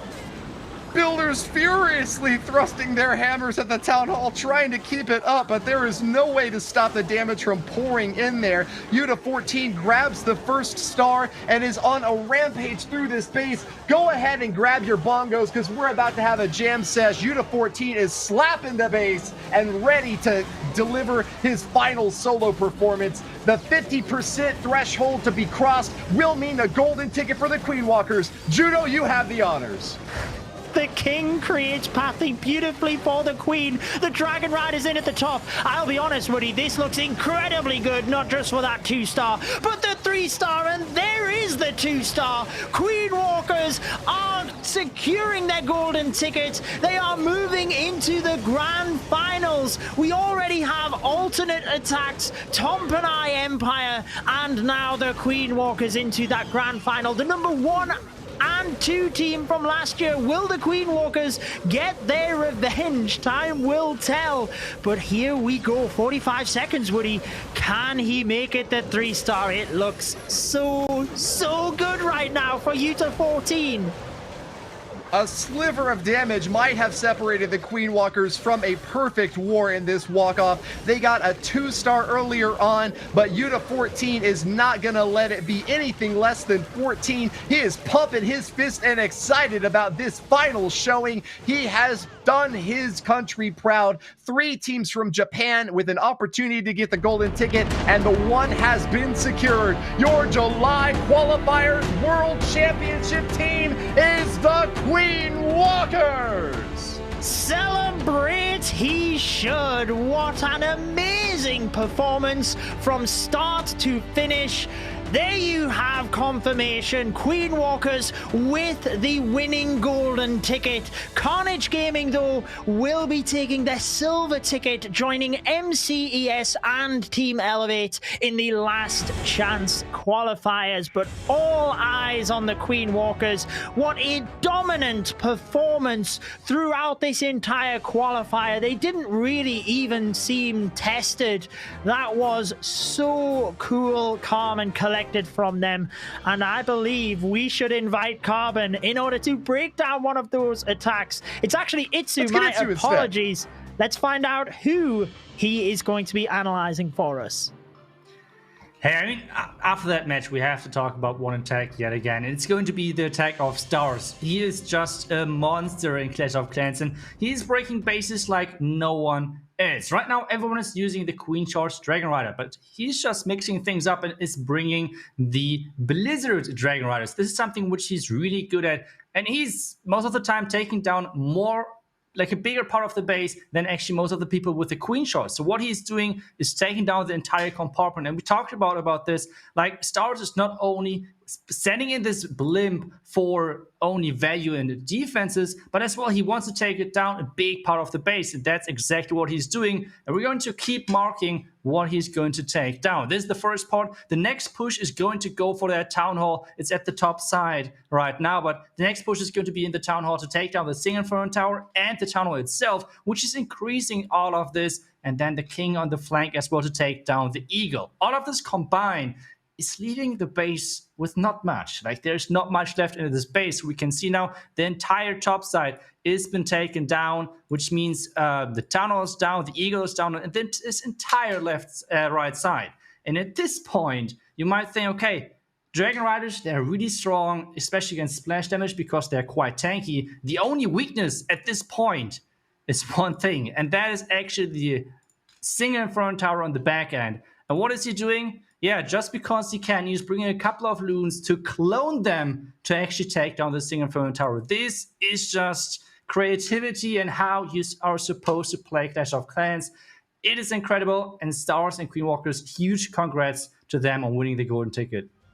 Beautiful job. The 3-star there again, just watching it. Fantastic. The way that he picks down the bases. But why don't we look at some of the Queen Walker bases, because they also held off numerous defenses, Itsu, and I think they did a great job with some of their layouts. Yeah, that's right. They mainly were using like this diamond shape layout from Legends League, for example, which is really not easy to attack. A lot of strategies really struggle against that. And well, they showcased that perfectly. And I feel like right now, one thing which is super important and a lot of people are not really doing is you have to push on Legends to compete against those top teams, because they are doing that. And as I said already earlier, Alternate seemed to do the same thing in the first season, just like abusing the fact that no one else had a chance against their anti-2-star Legend bases. And Queen Walkers did the same thing this time around. Yeah, their bases really did hold up surprisingly well. Even running one of the bases that they used yesterday against Tribe, it didn't quite work out for them, but this one certainly did. Look at all of the traps pushed down to the bottom left of the base there, though. It's interesting, just baiting that one entry with the tornado. Yeah, but this is like this Legend style. You know, like people like to attack maybe with the left or right hand. Some people preferring the Queen over the Royal Champion in like the entry, and the base is pretty much symmetrical, with the difference of Queen, Warden, King, like the heroes being the main difference. So some people are preferring the Queen side, some people the other, and this is exactly what they're baiting. They're knowing what their opponent's going for and defending this in perfection. You can see as well all of the spring traps on the outside of the wall, making sure that headhunters have no chance whatsoever, and this worked out perfectly for them. It certainly did, and it really was a dominant performance from the Queen Walkers. We will be taking a look back in a little moment about what their journey entailed this week, but now it is time to invite Carbon. Welcome back, my friend. How did you make that last matchup? What was your thoughts watching the Queen Walkers get the golden ticket? It was incredible to see their attacks coming in, especially the one that Itsu broke down of Stars. Seeing a clone spell being used on the balloons, unbelievable. Well deserved, coming in as the fan favorites. and they pulled through to get that golden ticket. Yeah, it was absolutely fantastic. Woody, I mean, what's your thoughts on this one? We shall take a little bit of a look at the bracket and we can see the path that the Queen Walkers had. But what was your thoughts on them throughout this weekend, Woody?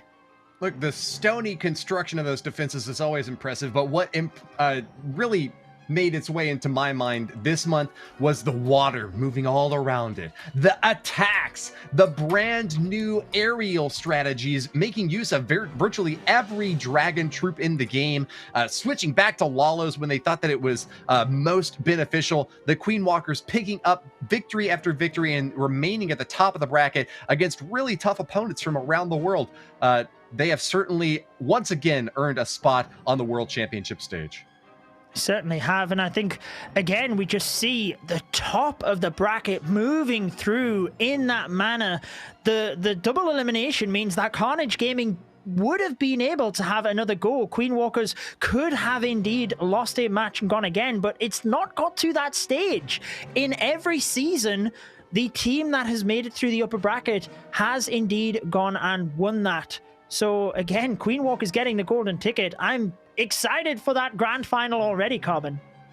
Yeah, I cannot wait. Getting that golden ticket, but still also Carnage coming in with that silver ticket. It's going to be incredible to see MCES. We're going to see Team Elevate and then Carnage Gaming still trying to get into that world finals. But still, we have Ultra Tex, Tompanai Empire, Queen Walkers, the best of the best. You can't write a story any better. You're having all these clans coming back at the end for the grand finals. It's just amazing. And Itsu, I'm sure you love seeing these pro teams coming in and showing what they can do.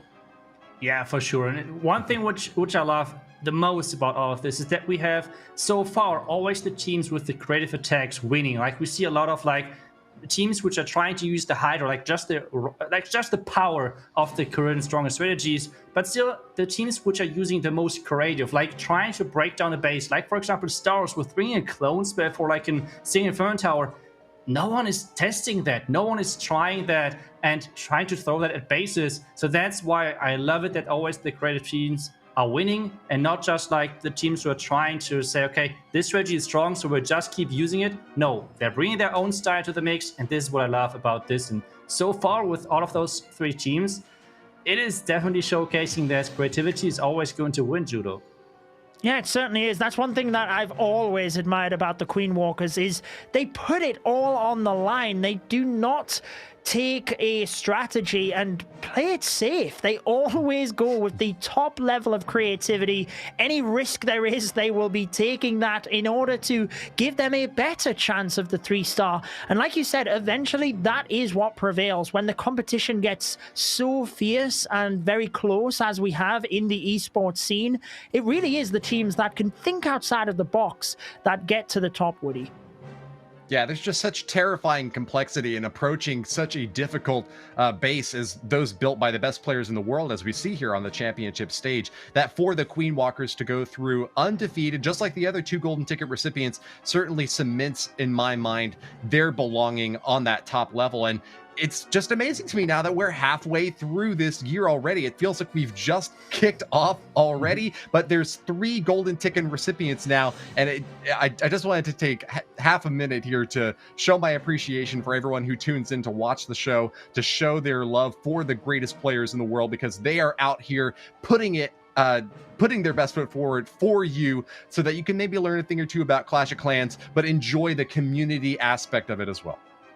Yeah, absolutely. And I think what we should do is take a little bit of a recap of the teams that we have got into the finals. So again, we see the golden ticket winners, Alternate Attacks, Tompanai Empire, and the Queen Walkers Carbon. The final is already shaping up to be such an exciting time. But we also have the Last Chance Qualifier, new for this year, which is really going to be a tough one in itself. Absolutely. And the thing that Woody mentioned was each one of the teams that got this golden ticket came from the upper bracket, and they did not lose at all. There was no second match into that grand finals. Remember, that is what a double elimination is you get to try. If you lose, you get to make that comeback and hey, they didn't need it. They've been dominating to be getting those golden tickets. But Judo, I just can't wait. Absolutely. And not only did the Queen Walkers get the golden ticket, they also got the top prize of this weekend, and that was $15,000. Wow. Carnage Gaming getting the 10,000, and obviously going right of the way down there. You even have a beautiful little animation there, rest with the 8,000. Aphelion, Tribe, and Unicorns of Love, they will all have their opportunity to try and fight back. The interesting question, though, I'll toss this to you, Itsu. Will we see any of those teams back in another one of the qualifiers? That's a good question. I think at this point we can't have another complete fresh 6 teams next month, right?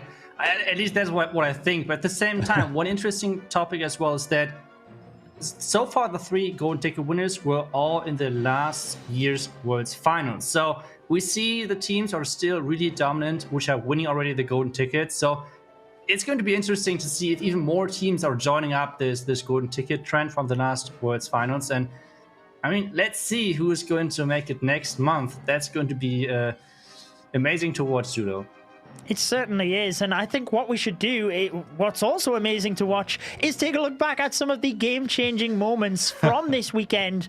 My personal favorite was the attack by Stars that we seen earlier on today. Not the previous one that we just seen, as impressive that was, but the original Blizzard into Dragon Riders. And we also had a lot of amazing attacks throughout the weekend. You see here, Anonymous, but Carbon, what was your favorite attack from this weekend? Mine had to be Nebrax coming in. He failed the lightning spells, and it was yesterday, but still just watching his reaction. And Queen Walkers, don't get me wrong, they have amazing reactions, but he was completely shocked that he ended up actually coming back and getting the 3-star. It is well worth it. You got to go back in the stream, go back in the VOD, watch his actual reaction to when he got that 3-star. It was fantastic, and it was just amazing. Woody, did you have a favorite moment during these qualifiers? Oh yeah, I think I did. I think that match 8 today was actually an incredible match. GH Rest was probably the team that impressed me the most relative to their standing coming in this month. I think that they made huge gains and earned a certainly honorable mention as the 3rd place team, but it was Milanello in that match against the Queen Walkers, picking up a win with E-Drags. This is the attack right here now that you see on your screen, coming down to the very last possible second to get that triple. And how about yourself, Itsu? What was your favorite attack from this weekend?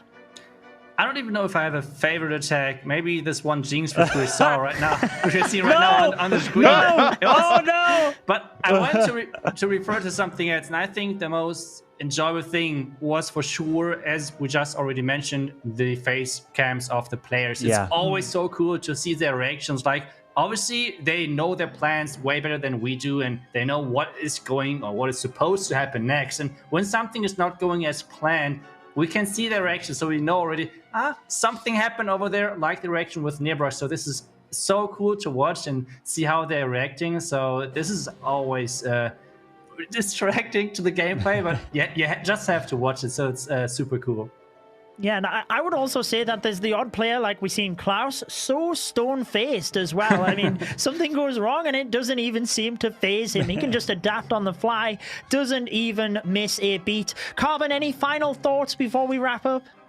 It's just unbelievable. I was just loving to see all these different teams competing month after month. It's been all new teams. Congratulations again to Queen Walkers. Well-deserved, coming in, getting that golden ticket. Can't wait to be seeing what we're going to be for next month. How about yourself, Woody? Any final thoughts on this weekend? Well, you know, I thank the viewers and the players, so I'll just give out some additional appreciation to the fellow co-casters. You guys are doing an amazing job, and it's a great honor to be alongside you. And also to Supercell and the production crew who are putting together this show month after month. We're doing it all for the viewers and making sure that they have as much fun as possible in the game, and maybe enhance their own experience of it as well.